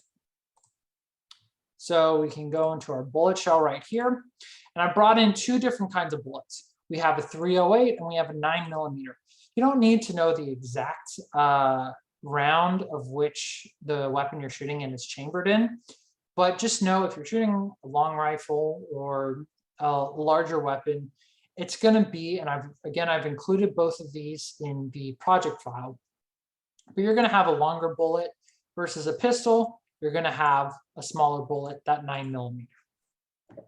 So we have our bullet right here. And if I play this clip and if I poke the eye out on these guys, we're going to see a little spinning bullet. So, all right, cool. We have a little spinning bullet, but what do we do with it? Because right now, having a big old bullet with that tiny little place it's supposed to come out of doesn't really do me a lot. So what we're going to do is we're going to press W. W is the rotate hotkey, and we are going to match it with the the rotation of the ejector right there. And another quick hotkey, it's the same on Premiere, but to get back to that main little arrow key, you press V. W is to rotate, V is just to go back to the arrow. Another great hotkey that you're going to want to know is holding space. When you hold space, it gives you the little hand grabber tool, and you can hold that down and click and drag your frame without, because if I just click and drag, it moves all my effects around, and I don't want to do that. So now we have this. This guy's too big, so we're going to crank down that scale. We're going to crank it down to more or less where it fits. It doesn't need to be exact, but when we play it, it needs to look like it could have actually come out. So you don't want it to be too big. You don't want it to be too small. Otherwise, it's going to look too comical or not convincing enough. So right here at, let's see, we're at scale of 25. I think that fits for what we're doing. Now what we're going to do is we're going to keyframe the position. We're going to keyframe the beginning. And we're going to jump forward in time a little bit. It's important when you're doing a bullet shell that you give your bullet shells enough room to move.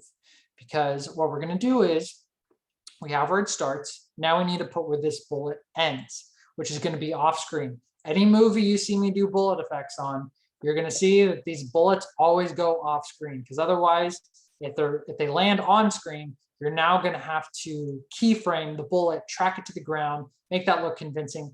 It's a nightmare. I had to do it once on Runners 3, and it was not fun. Thankfully, it was a static shot, so I didn't have to do too much with it. Yeah, try and always have your bullets go off screen. So now we have our bullet, but it's moving in a straight line, and that doesn't really look convincing. Bullets, they kind of hop out, and it's almost like a little bit of a bunny hop when they jump out of the gun. So what we're going to do is we're going to jump to our last frame, and you're going to see this little dot right here. This little dot allows us to do is adjust the curve of our keyframe. And it gives us just a little bit of skip in the step for this bullet. And let's see, we're just going to adjust this curve so it gives us a little bit more of a rounded end to it. So now, instead of a straight line, it has a little bit of an arc as it goes flying out. One thing that I want to show again is that I've given the bullet kind of room to fall and breathe. Because if I don't, and I make it too short, not just bullet, it falls out really quick, and you can barely even see it. On the other hand, make it too long, it just takes way too long, doesn't look believable, doesn't look great.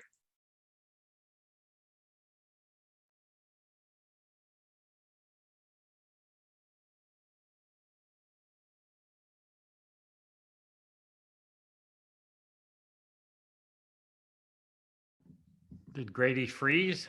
Looks like he's frozen. That's his new special effect, Frozen Man. Where's his super suit? I think he did muzzle flare, the second flash, the ejector, and now the bull. Oh, then he also did the blur on the. So I think he's just about done. Yeah. My only question is like in like an actual like if, well I guess if in an actual recording of like a gun being shot, it's not going to have that much stuff. And you already said it was like, yeah, it's not really realistic. Exactly. But yeah. I mean, It probably it's hyper realistic, and also it's going to go by so fast that Yeah. it's really not even a register. He said his Zoom crashed, so he's logging back on. Alrighty. But yeah. Oh yeah, Tim, I wanted to tell you I'm working on my script, and it kind of is like if you've seen Moonfall, it's kind of similar to that a little bit. But completely different at the same time. Just like the beginning is kind of similar, Cool. but Yeah. Cool. having fun doing it. Yeah, great. I'm excited to see it. How long is your script likely to be? It's the 30 pages, right? Nice. But I just finished like the whole beginning sequence, and then it's gonna cut to like the actual main character. So, yeah. Still looking for films to produce in the class in the fall. Yeah. Yeah, David? well, I don't know about this one. It's a little higher budget. I mean, the first scene Yeah, takes maybe place not. in space, so I don't know. But But if yeah, you want to write something else, yeah, something that we can, or maybe even just a portion of it. I don't Yeah. know. We'll see. one of the things I'm going to have when Grady finally gets back on, I'm going to have Grady do is he did a sci-fi film, and I was actually hoping he would do a little bit of that. But at least I'll have him show it to you and then talk about it because it was really cool. Here he is. He's back.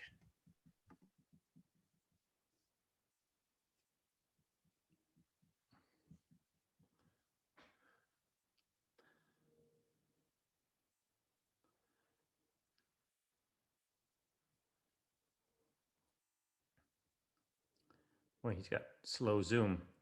I think one of his ejecting bullets hit him and ruined the. He got ejected, it seems like. Yeah.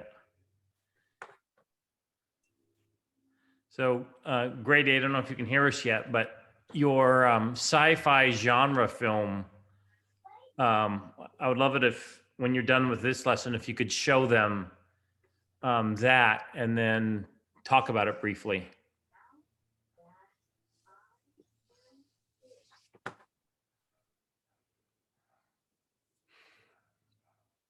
Anyways, one of the projects that we quite often do in the production class is the genre project. And did you hear what I said, Grady, about when you're done with the bullet exercise, then I was hoping you would Lasers. show them your sci-fi Yeah. genre, because it has a combination of practical effects and then Mhm. visual effects. Yeah.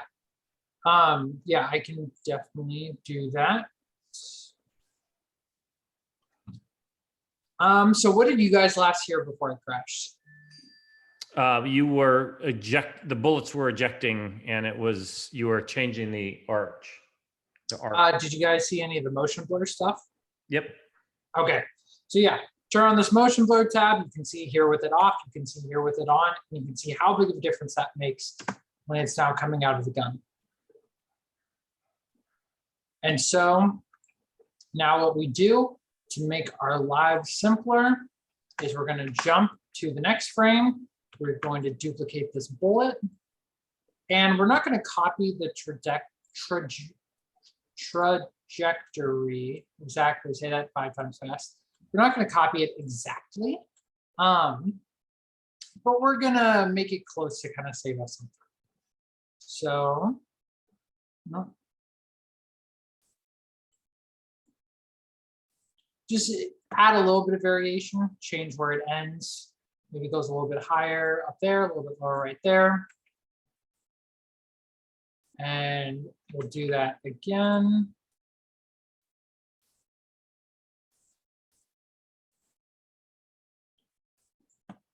And fix the rotation out a little bit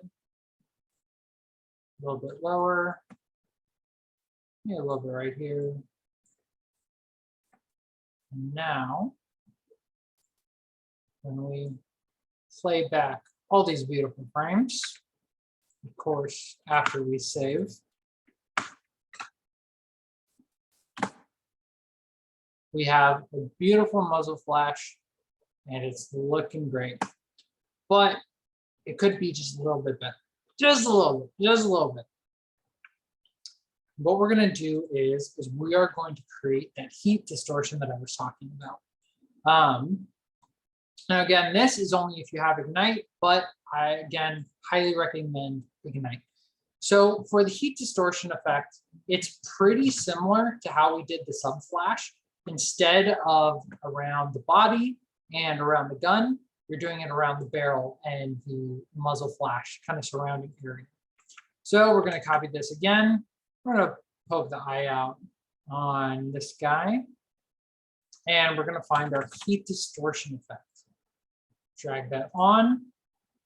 Now you can see everything is kind of crinkly. You can adjust the distortion to whatever works for you. I'd say about 50 looks good, maybe a little bit less. Just kind of clean it up just a little bit. And now what we do is we are just going to keyframe a mask around it.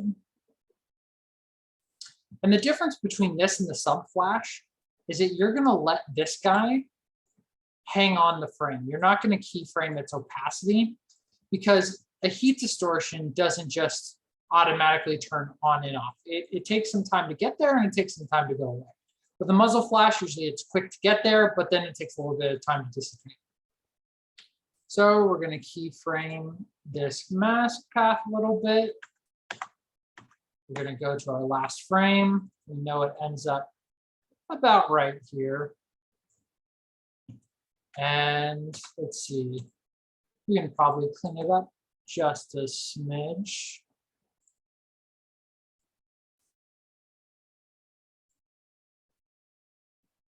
Right here.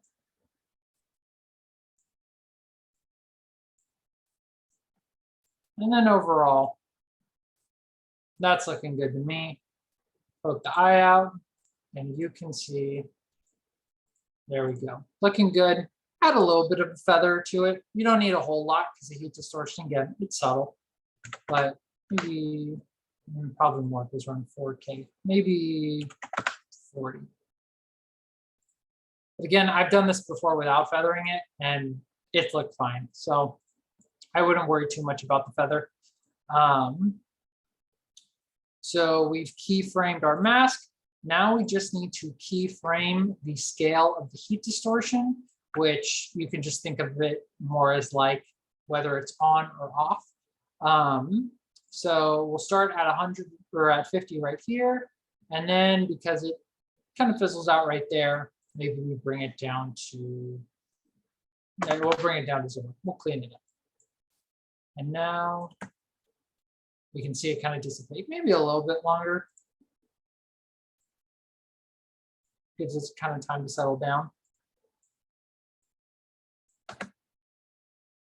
And there we go. Now we have our heat distortion effect, and looking clean, looking fly like a G6. And yeah, that's the basics of it. In the finished version, I also did Omar's. It's the exact same process that I've done here, except it's just one single bullet.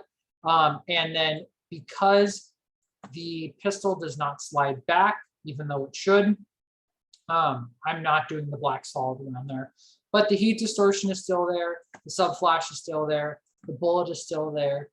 The muzzle flash is still there. So we have all the same jazz going on. And then when we're done, we can save it, close it, and then we need to export it. You can export it inside of After. Oh shit! I'm opening After Effects again. You can export it inside of After Effects. You have to send it from After Effects to Adobe Media Encoder, but I don't generally do that. And I will get into why in just 1 second.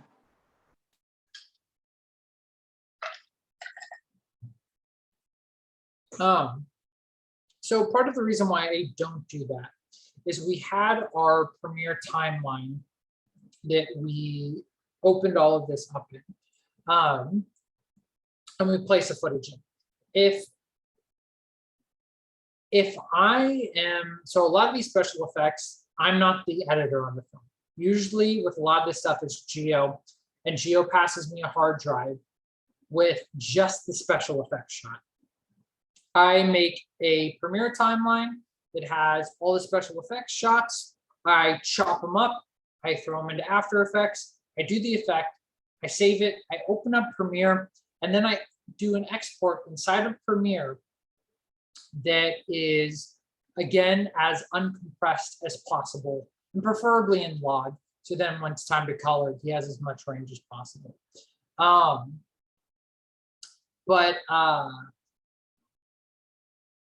The reason I don't use Adobe Media Encoder generally is because, especially if it's my own project, and I'm editing it, I'll have my entire timeline, everything already fitted how I want it.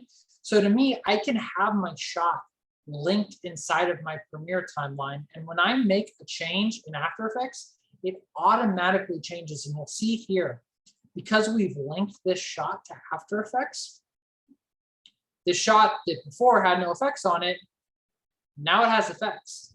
And if I were to go and open up After Effects and change around stuff or add things in, it would show up in my timeline. So to me, I feel like there's no reason to add the extra step. I'm sending my clip to Adobe Media Encoder, then encoding it, exporting it, and throwing it back into Premiere, adding it to the timeline, and doing all that jazz again. Like, to me, it's just extra steps that you don't really need to do. Some people do it for other projects. It makes more sense, but for most of what people are going to be doing at this level, it's not something you necessarily need to do. Yeah, now we have it. It looks clean, and it's time to export. So we're going to set our in and out points for what we want to export, which is this clip right here. We have our in and out set. We're going to save it.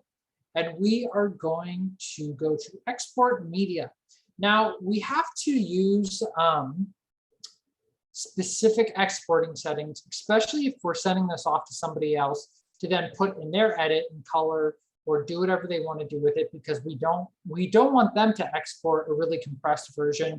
So we can edit off a really compressed version and send them an even more compressed version. And then when you screen it, well, it looks like the whole damn thing is made out of Legos. And it's just, super blocky and choppy. So there's a couple of export settings of what I'm going to go over. And I might even just send this in the chat as well. I have it right here. So initially we need to find where we want to place it. So I have my exports folder, and then I'm going to name it Grady Fence Line Finished VFX. We're going to go to our preset. Right now it's at custom. We are going to go to more presets, unless you already have it saved there. And you're going to type in NTSC DV 24P. We have this guy right here. And we're going to go to the one that's formatted in QuickTime. QuickTime and Apple ProRes 422 is going to give you some of the best quality. Now that we can see right here, it's not in the right resolution. And I want to go over that. So you're going to go to frame size right here. You're going to check this box. Or sorry, you're not going to check it. You're going to uncheck it. And you're going to click match source. And, oh, sorry, I made a goof. You're going to go to video codec. You're going to change it to Apple ProRes 422 HQ. You're going to uncheck frame size. Then you're going to click match source. Now it's going to give us that full 4K. Then you're going to make sure that, let's see, your field order is progressive. Your aspect is square pixels. You check render at maximum depth, and then you use maximum render quality, and then click export, and you should be good to go. If you have a good enough graphics card, Premiere has what's called GPU acceleration, and it specifically uses your hardware instead of just the bare software to speed up render times. It's super helpful, and this is again why it's really important to get a good graphics card that Premiere can utilize, and it can really speed up time. So we'll wait for this guy to export, and there we go. It's been exported. We're going to open our file back up. We're back to exports, and Grady Fence Line Finished VFX. We're going to click that, open it up in VLC. If you don't have VLC, get it. It's a great video player. And you click no. It's going to play a little bit choppy. No need to fear. It's because it's uncompressed at a very high resolution. But when you play it, put it on YouTube, and you have kind of a less compressed or a more compressed version of it, it'll play perfectly fine. So don't worry about it playing choppy. But there we go. We have what we were looking for. And that is your intro to special effects.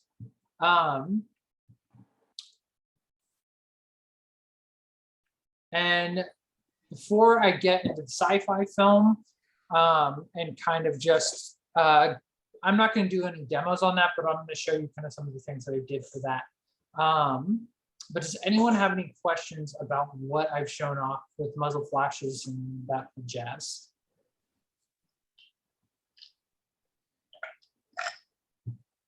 Any takers? No, I think you should be a teacher though, because everything that you told me. All right, well, I'm glad. Definitely good and informative. Like I wouldn't have known how to do that without watching a guide or anything. So definitely helpful.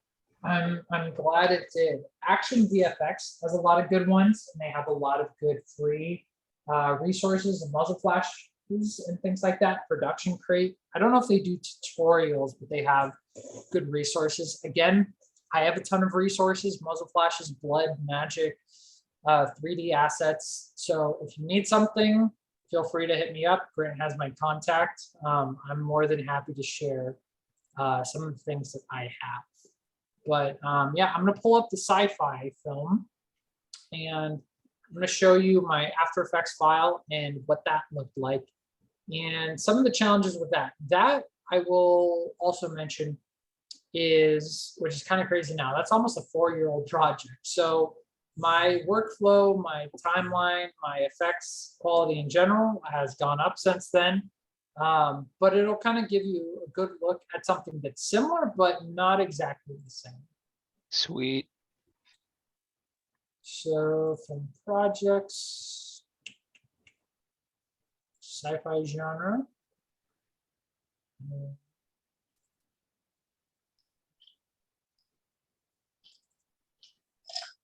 Oh, you know what?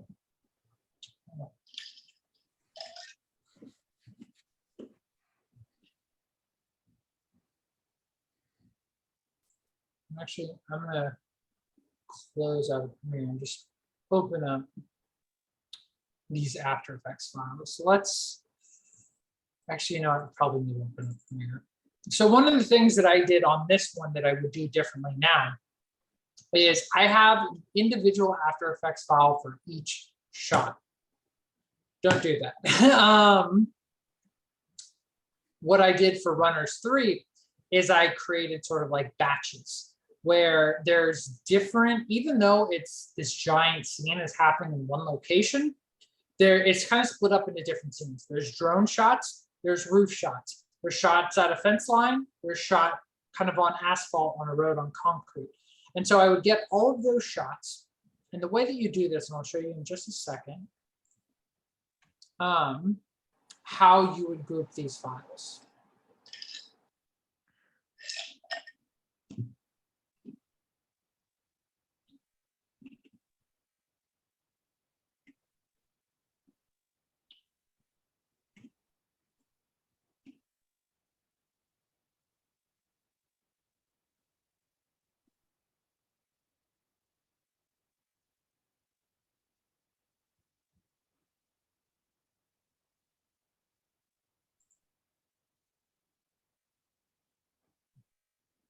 Looks like I'm missing a font. Oh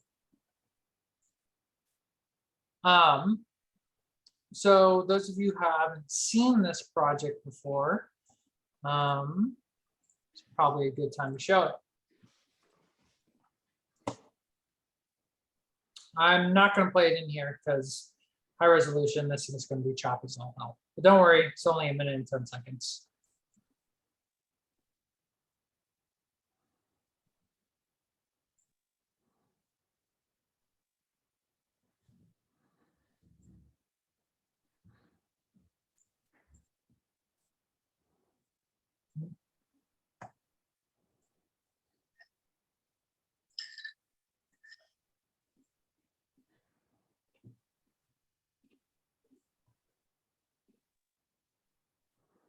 Are you opening it on YouTube?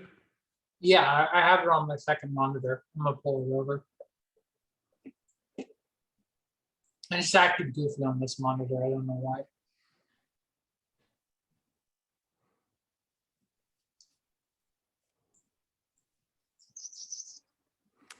While it's opening, one of the things I'll say is that Grady's next film that will be in Do Not Disturb in the fall has tons of special effects. It's a time travel special effects film, and the special effects are going to be really, really, really cool. Right? It's probably the coolest thing you've done, Grady. Yeah, definitely cool and also very complicated. I'm going through it right now on that one. But yeah, here is the sci-fi short that I did. This is back in 2018. Oh shit, you know what? Forgot you guys can't hear it.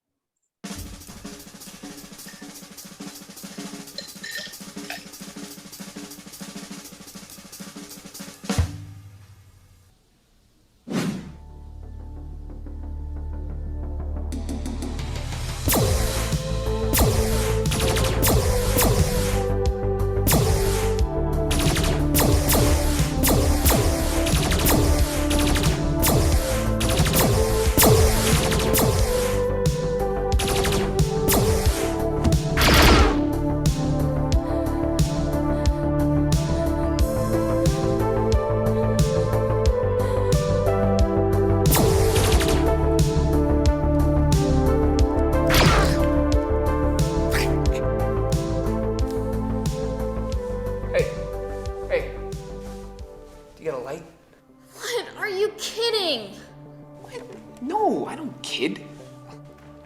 I can tell. Hey, what is that? We'll see.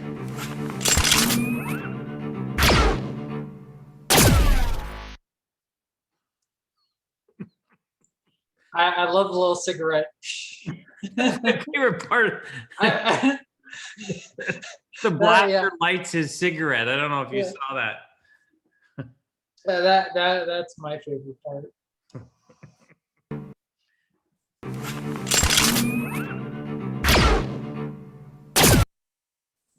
Yeah. So yeah, let's get into it. So for this one, it's similar but different. So I had both muzzle flashes, as you can see right there. Oh shit. Might not have the plugin installed. I kind of more or less wanted them to see it. And you don't have to really explain the whole thing unless someone has questions. Yeah. But yeah, I can talk about it more through the video than anything.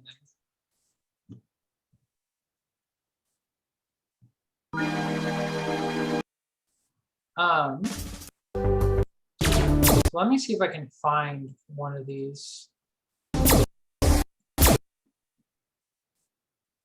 So kind of just the basic lowdown of how a laser blast works versus a standard muzzle flash is you're doing all the same steps, sans the bullet, because laser guns, you know, I guess it depends on, you know, your sci-fi universe you're building, but in mine there were no there's no bullets. They're shooting lasers, which the guns are just repurposed Nerf guns that we spray painted and took apart, and that was a lot of fun. This was a really fun project to do. Maybe not as much for Grant, but tell them about that. Yeah, I was kind of like like Christopher Walken in that one SNL skit. Needs more cowbell. We needed more smoke. I was like, more smoke, more smoke, more smoke. We needed more smoke. And we got so much so that we set off the fire alarm and had, what was it, like 5 fire trucks come and like. Oh, the there whole were school- 28. No, that was from that 28? film? 28 were on their way. Only 5 made it to campus, but Oh, good God. 28. And it's a big, 28? because it was a college, so they got to make Yeah. sure that, it's a public Yeah. institution. So Wait, hold up. That's from that film. I remember Grant talking about this a long time ago. I thought no, I was this- fired. I thought, okay, I used to Yeah. work at Gavilan.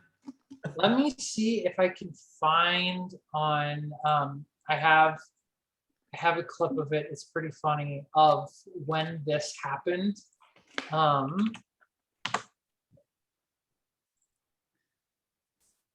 Okay, yeah.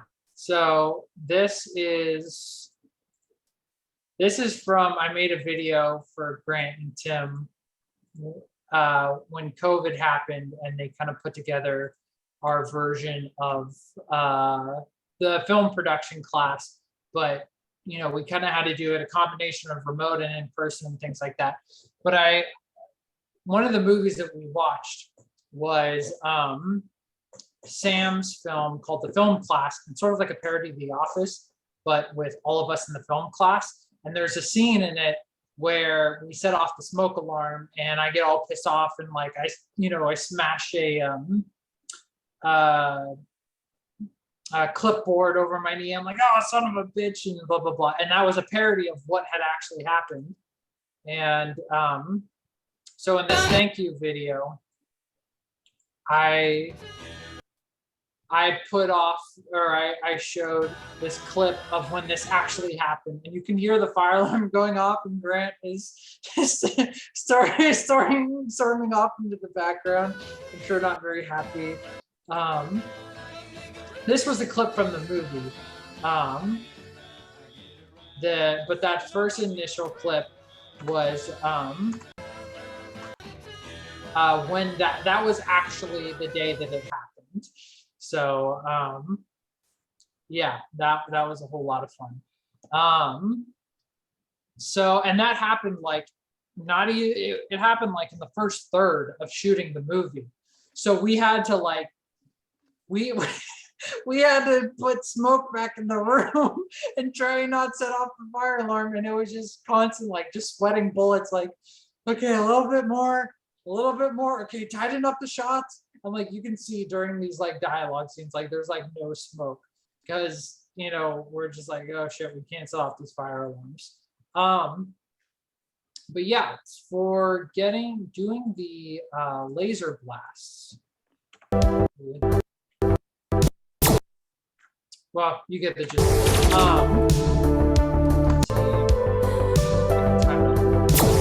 But the way it works is you set a keyframe for an in and out point. So your initial keyframe would be at the barrel of a gun, and then your out point would be at the end of the blast. And so you set one keyframe for when it initially goes off, and then you set a keyframe for a little bit farther on the edge of the frame, however far you want to move it. And you just kind of inch it along for however long you're doing it. And I think I learned this from like an action VFX tutorial, something like that. They were showing you how to do like a Stormtrooper Star Wars type blast. And it totally worked out. And yeah, I was super happy with how it came out. There's definitely things I would do different now. Nothing like dramatically different. I think just my work is more refined now. And I know just little ways, again, to get those small details, just working a little bit better.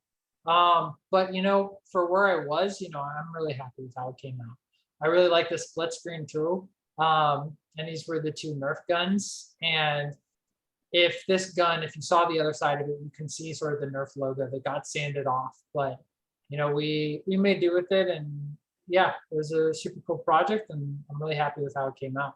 So yeah. So and then I guess one other that I want to show is not this you can see an one, early. but I'll show you a little bit of it. But this is also under the range of a lot of my special effects stuff. Because a lot of the stuff that you're seeing right now is basic compositing. It's layers on layers on layers on layers. Where this right here, you're going to see I'm more directly manipulating the footage. And you'll kind of see what I mean. And just, you guys could hear the audio earlier, right? Okay, cool.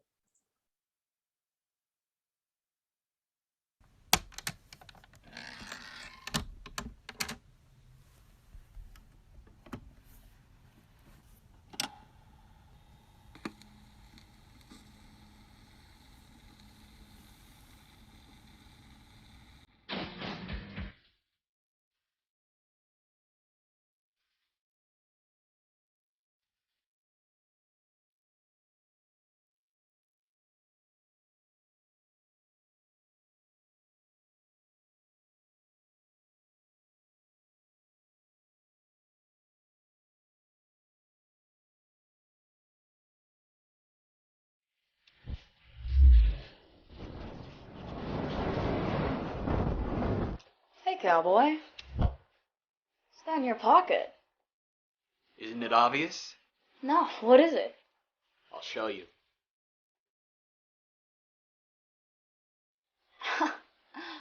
Oh, God. Impressive, huh?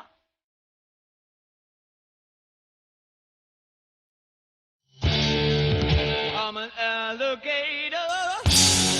I'm a mama, papa coming for you. I'm a space invader. I'll be a rock and rollin' bitch for you. Keep your mouth shut. Smoking like a big monkey bird. And I'm busting up a brain for the world.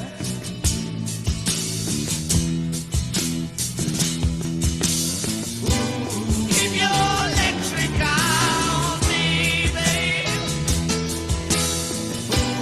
With your ray gun smile. With your ray gun smile. With your ray gun smile. With your ray gun smile. With your ray gun smile. With your ray gun smile.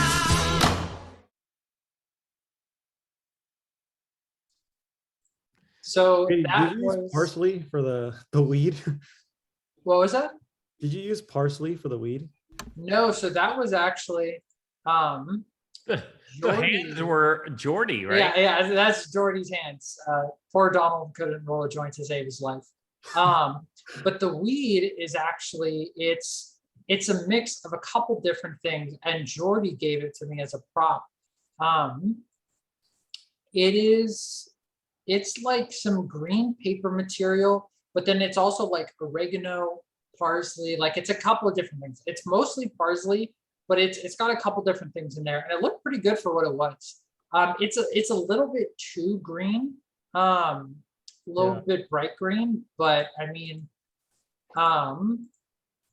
we live in California. You can get the real thing for cheap. So, Yeah, I mean, um, I don't smoke as much weed as Grant, but I can definitely tell that was not real. yeah.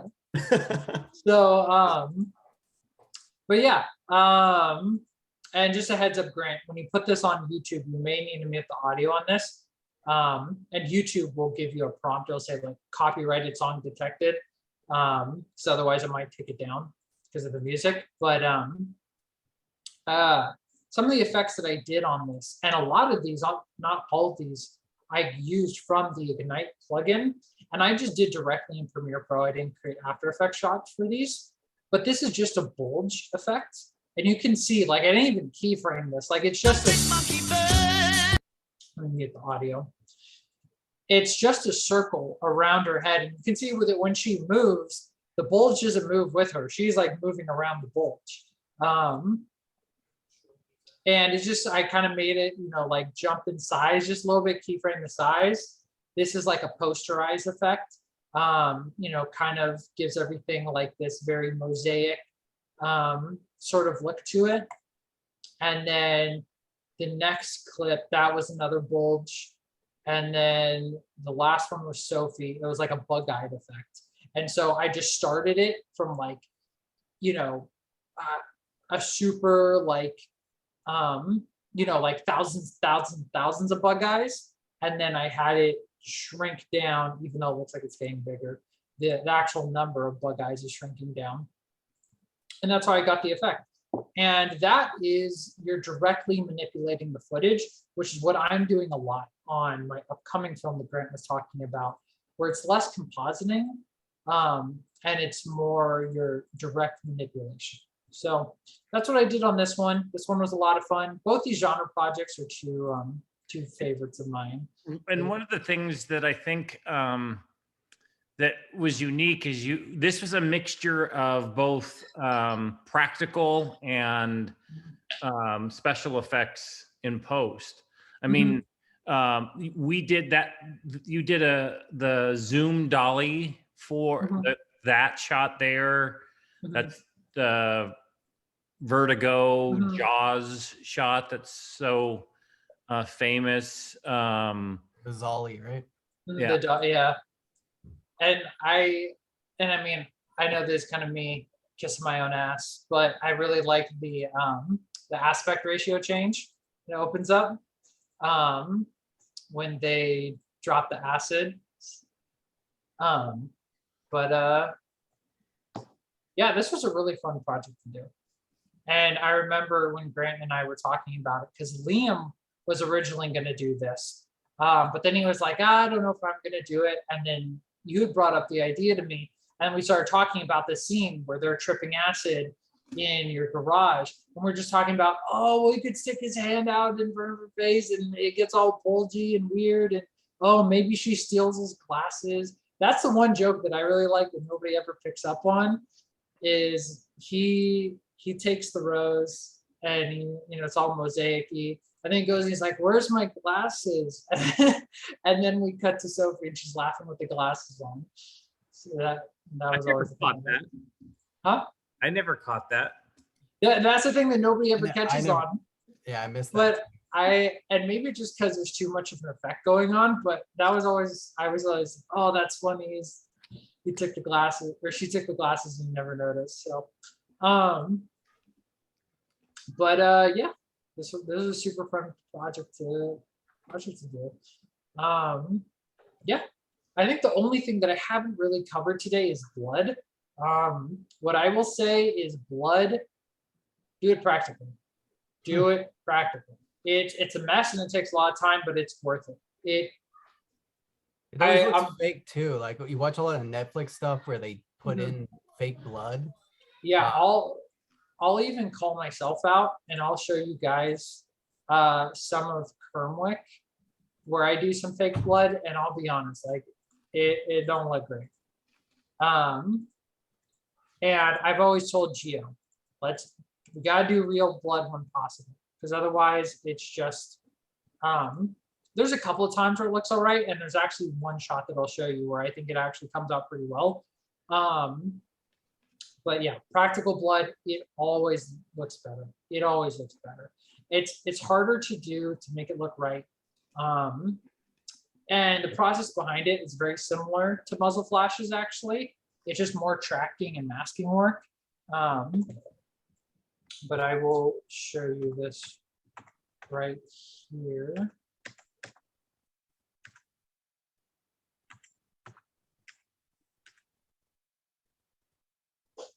You'll see the first thing of blood. I'll try and play it slow, because this was a new thing that I did on this one, and it's hard to see with how kind of slow I played it. I'll try and pause it on the right frame. But you'll see one of the things is Gio wanted this shot where this dude gets shot and like he totally gets like blood splatter. And so I did like the blood splatter on the screen, but I started doing more wound effects where you can actually see like a visible wound. And it's pretty gross what I did. So the basic effect behind it, and I'll see, hopefully I can pause on a good frame. Fun. Yeah. You can sort of see it right here. So what I've done is I just did a mask around where the wound is, and I just have it tracked with the body, but then the actual like chunky blood effect, and this is where it gets gross, is on Google Images. I found an image of a placenta, and it is Placentas are gross, but this was the nastiest, chunky looking, looked like old lasagna, disgusting, but it worked perfect. And so, and so that's what anytime you see a wound, it is a placenta with like a bunch of motion blur and like darkened effects on it. And it's usually like substituted with extra stuff. And it would just had like the perfect look. And there's one in particular that I'm going to show you. And and this is one effect. I'm gonna call myself out. It doesn't look good when this guy gets shot. That right there. It just, like, you can tell. Like it could be worse, but it just, real blood doesn't look like that. Real blood just is not, it's not misty like that. And a lot of digital blood is misty. Because you can't really do like digital like glop blood unless you're doing the fluid simulation. And that's like a whole thing in its own. And so I want to get to this right here. And hopefully I'll pause it and get on the right point. If not, I'm going to pull up the After Effects tab. Because this is one time where it came out looking real good. I was really happy with it. So this thing right here, this guy, he gets shot in the head. I think part of this was a lighting thing, but I did like a big old crater in his head. Like it's like a chunk of his head gets blown out. And it happens so fast that you can't even see it. When you play it frame by frame, you can see this chunk that just gets taken out of his head. And I was really happy with how it ended up looking as he falls. And I'll see if I can. It's really hard to get the exact frame. Yeah. Vimeo.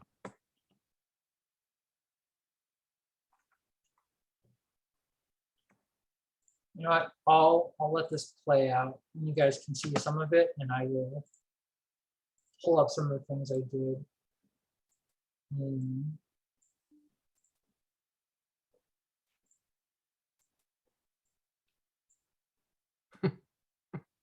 And one thing that I'll show you guys with this, because Geo ended up adding a lot of digital shake after. There's one thing that I did one thing that it was a small little touch, but I really liked how it came out.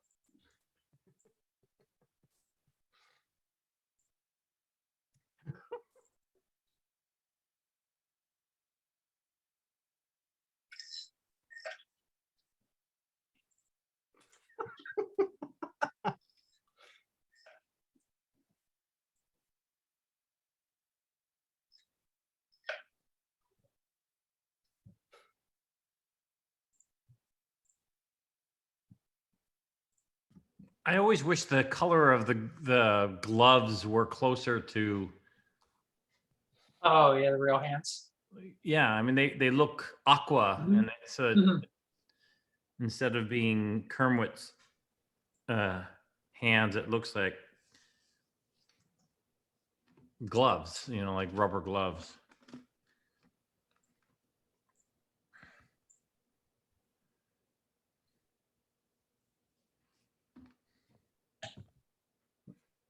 Unexpected error. Let's see. Imagine if it was an expected error.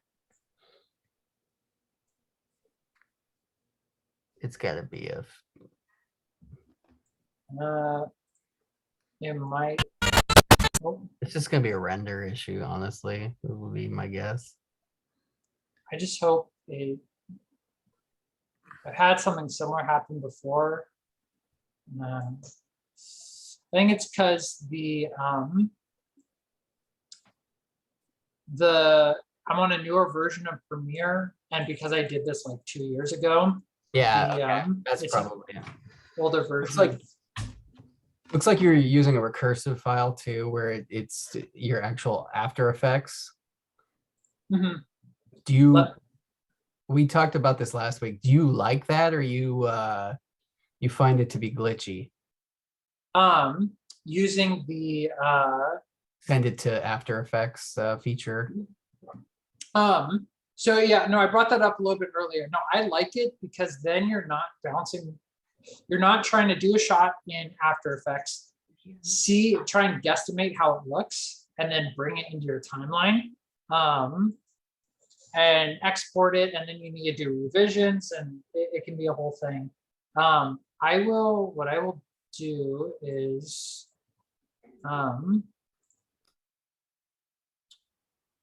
I will bring in the finished render, and I'll just bring it in here. We can go to these more specifics.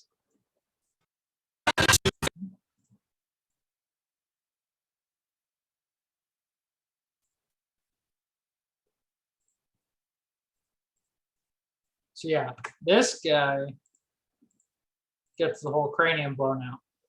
And part of this was part of the image, but it kind of like gave some depth to it where he gets his head blown out. And I thought that looked cool how it came out. And the blood, it's not perfect, but it was one of the better looking ones. And in motion, it helps sell it. There was another one where this one right here. This one was a pain in the ass because he shoots this guy point blank.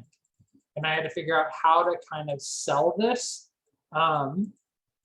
without really having room. And so, but I was able to figure it out. And the other thing, because he has this wound, but no place to track the wound to, it was a super long process. And if you go frame by frame, you can see that the tracking is a bit jumpy and it's not perfect. But it got the job done. And it's so fast, you can't tell. And then with this, one of the things that I did, we have the blood that shoots out of his head, which is one effect. But then we have the blood that stains the bar table, which is an image that I tracked to the bar table. And then what I did was I just keyframed the opacity. So blood comes out, then the keyframe goes up from 0%, and then now it's at 100 when it goes right here. And in motion, it looks clean. You can't tell. Boom. There you go. So yeah, that is kind of the more gore stuff. Oh, and then one thing that I wanted to show was in this shot right here, which is one of my favorite ones. But we go over, then we cut. Let's see where is it? Yeah, oh, right here. So this shot right here, it's a small touch and it's something that you should do. So I really shouldn't be patting myself on the back for it. But we have this big ass mirror right here. The gun goes off right here. So I made sure to add the muzzle flash in the mirror. And like, it's a small little detail. And the thing happens so fast. It's for one frame, but I remember doing that and being like, yeah, that looks cool.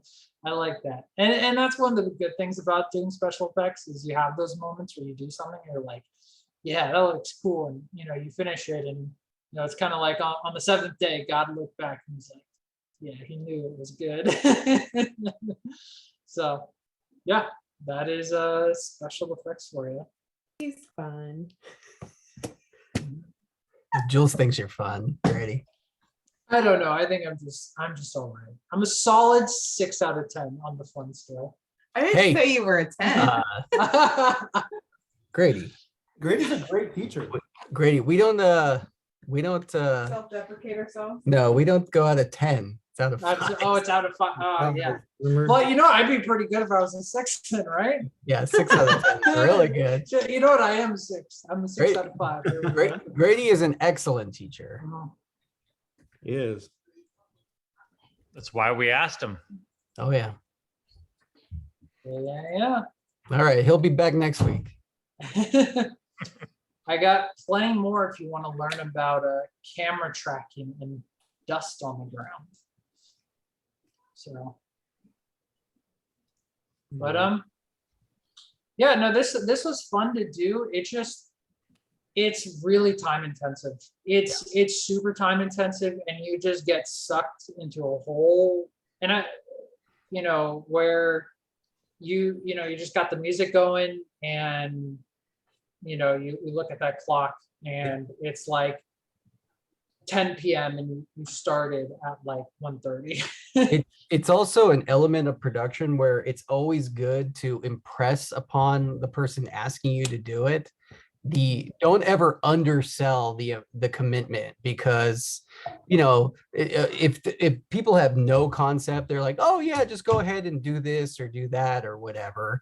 And but it's like, well, that's like easy 40 hours of my life. Like, if is that the amount of time I can spend on it, or do I have the amount of time, or do we know the right person who can spend X, Y, or Z on specifically something, right? Like special effects or digital effects are totally a beast unto themselves, especially making them good, right?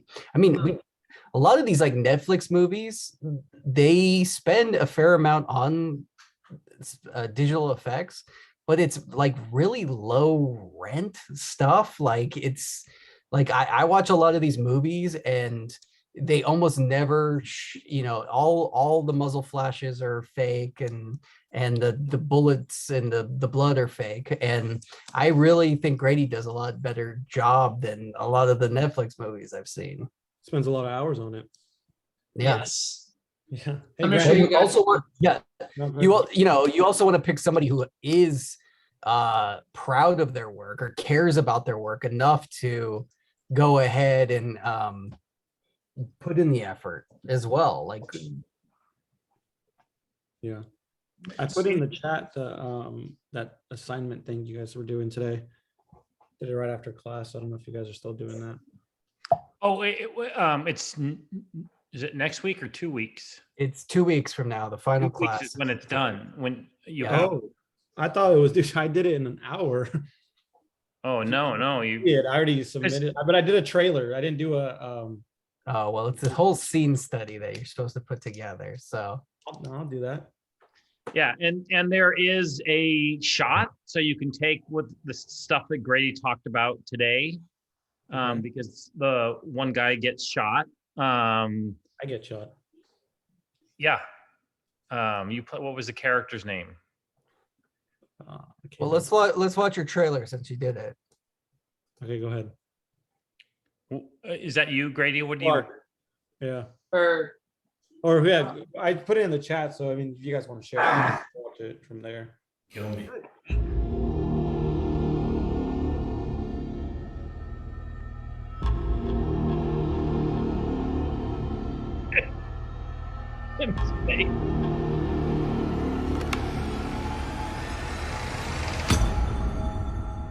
love the music.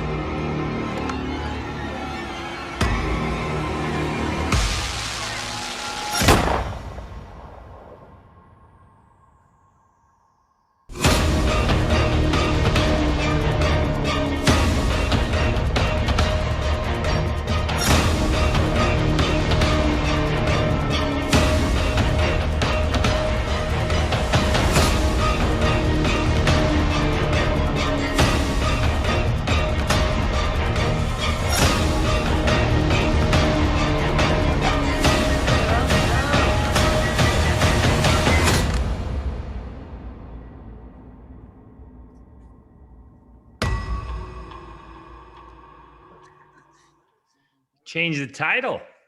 Yeah. Honestly, I forgot what it was called. That's why I put The thing. But yeah, no, I'm mostly happy he didn't put the money shots in there, Grant. I didn't want to sell it. I didn't want to show You didn't it. want to spoil I don't the wanna spoil it. thing. I Now know I you really might want to have see it. a career in making trailers. Yeah, that was a good trailer. Jules just asked me why do I look like I was gonna murder somebody in that? Tim, okay, No. Jules, Tim, that day was so in character. It was so funny because even like off, like Off camera, you could even talk to him because he was just so in character. It was But so- I don't think it was an acting thing. I think that he was so sleep deprived. yeah, that's Yeah, Remember, I you had, felt like shit. Yeah. I was like, Tim in character. I don't think those two words go in the same sentence. I was like suffering from lack of sleep, and like I think I had like a major headache that Oh, day. yeah. So So see, welcome to my world. You know how you always think he's such a great, friendly, happy guy? That's never the know how he real looks when he's mad. yeah. But what I was told is that he stayed up all night so that he could be in character. Oh no, I definitely did not do That's that. I wasn't good. expecting to be the character that day. It was supposed to be David Cox, right?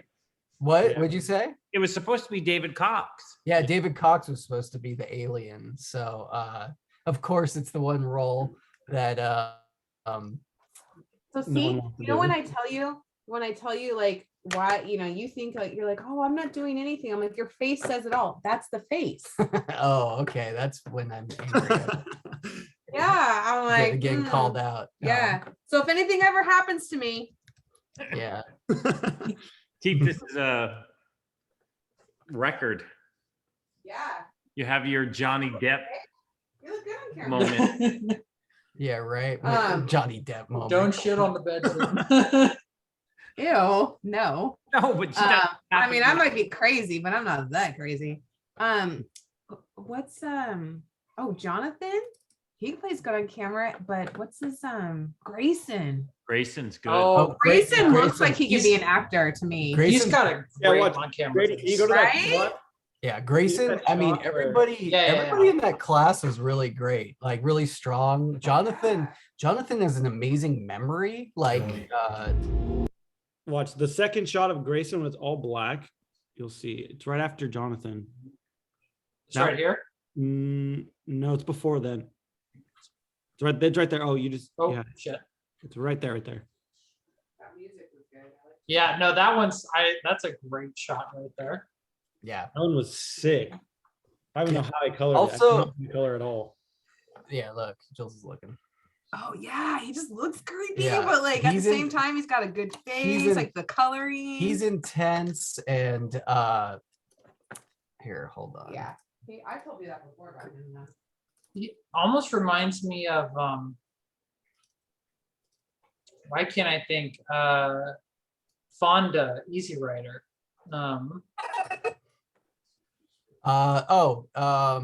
When he's got the handlebar mustache in that movie.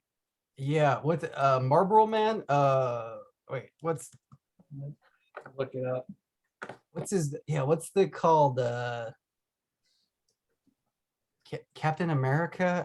I'm trying. He has like a name of a pop cultural character. Here, Grady, just because you're here. Oh, can you stop sharing your screen for a second? Oh yeah. Just You because guys have you're. a Dennis Hopper. What's his character in that movie? Dennis Hopper's character? Billy. Billy. But what's the other guy? What's Peter Fonda's character's name?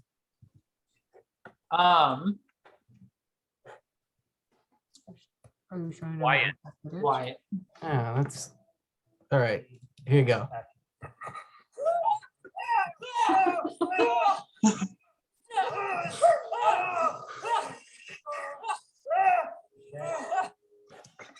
Here's where we need to add some special effects.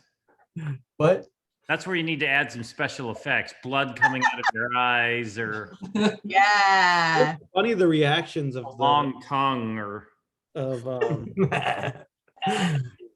Yeah, exactly. Your nose like breaking and like Well, I mean, the whole guy's like head the head splits open. exploding. And Yeah. he like becomes a weird David Cronenberg. How did you guys do that? We didn't. It was Oh. that's the extent of the alien transformation. So it's up to our editors here to see what they're gonna do. So but Oh, Grant told this David Cox guy not to show up because he wanted to put me in a situation where we'll have something that'll rival the Johnny the Boss. Well, I thought your stint with Superman was pretty great. Yeah, everybody loves Superman too, but it's no Johnny the Boss. Come on. No, that one was funny.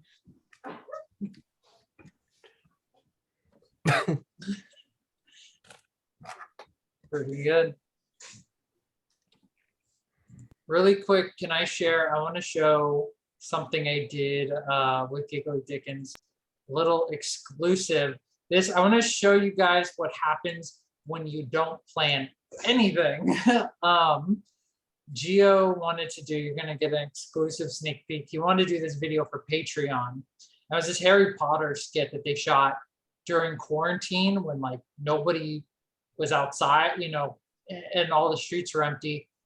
And he didn't tell me about it until after they shot it. And he just, oh, yeah, I had this super funny idea and we just shot it one night and have fun with it. I'm like, have fun with it. Have And fun. Sounds like the yeah, opposite of fun. yeah, this is how it ended up coming out here. Let me. Oh, that's Hollister. Hope you stop sharing, I think. Oh, right. there you go.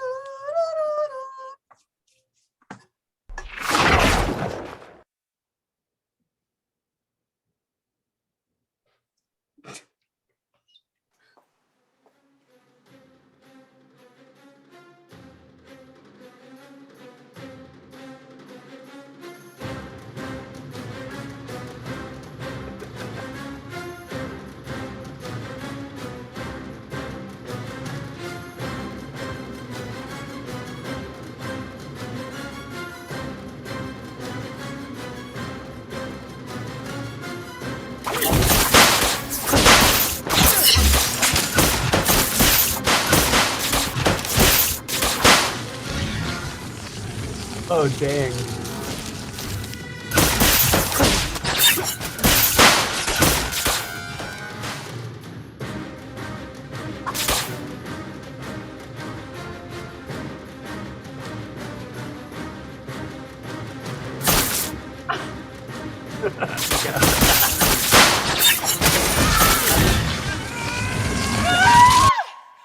I just not feeling it. I don't fucking hate this show. Super T?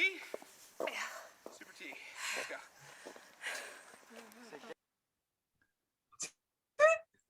So it's a funny skit, but like this is one of the hardest things that I've ever had to do because Yeah, I'm trying to do all amazing. this tracking work. Yeah, and And- you have to like like Thi- perspective change too. This, yeah, and this, well,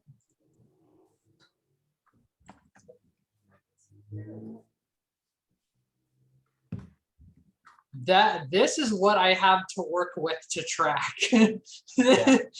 And so it was an absolute nightmare. And if you're gonna do special effects, like please for the love of God talk it over. And I've never done like magic spell type stuff before, so it was like a ton of new things all at once. And one thing that I really wanted to do, but it just didn't work out, is Gio's dad shocks Kevin in the balls. Yeah. And what I wanted to do was like do that cartoony effect where you see the skeleton. Oh yeah. And so I got like a skeleton and I tried to puppeteer it in the right shape, but it just wasn't working. And that was one thing where I'm like, oh, that would have been so funny. But yeah. So Still, bravo. yeah. And then I did some cool ones on this. I know I've talked a lot about similar stuff, but there was this shot right here, and I did a couple other ones, but where I won't get too deep into it, but I did a camera track, and it's where it automatically tracks different points in the environment, and then you can attach things to it. But all these guys are getting shot at, and I wanted like smoke to like, or not smoke, but like dirt to like pop off of the ground. And so if you look right here at this little patch of grass, you can kind of see it coming out. And then there's a bunch of guys hiding behind like a tree, and the tree gets shot. Yeah. And so small little details, but Grady, have you ever seen a Harry Potter movie? I've seen all 7 of them.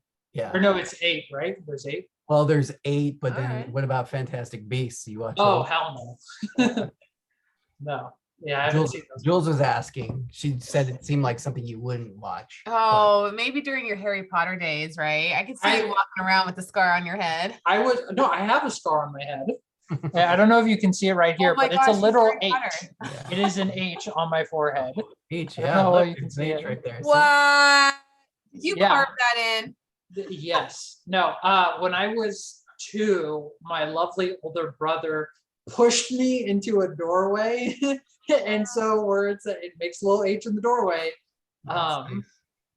It put that there. And when I was a kid, I was like obsessed with Harry Potter. I wanted like big round glasses like Harry Potter. And I haven't seen those movies in forever. I saw the first one a couple of years ago. I rewatched it. And I've been meaning to go back and watch it because I do enjoy them. They're still pretty fun, I think. Yeah. I got a lot of fun. But yeah, I haven't seen the new Fantastic Beasts ones. They're terrible. That's what I've heard. And I'm like, I've enjoyed Harry Look Potter, at but David. Yeah, David and And Vernon. Vernon. They're bad. They're real bad. I thought the one guy was fun though, the actor. The Muggle guy? Yeah. Yeah, he's fun. He's like a redeeming quality. David Fogel. He's fun. is it the big guy with the mustache? Yeah. He plays Francis Ford Speaker. Coppola in the new Godfather show. Oh, okay. Here's my question, Grady. Oh. What episode are you in? Because I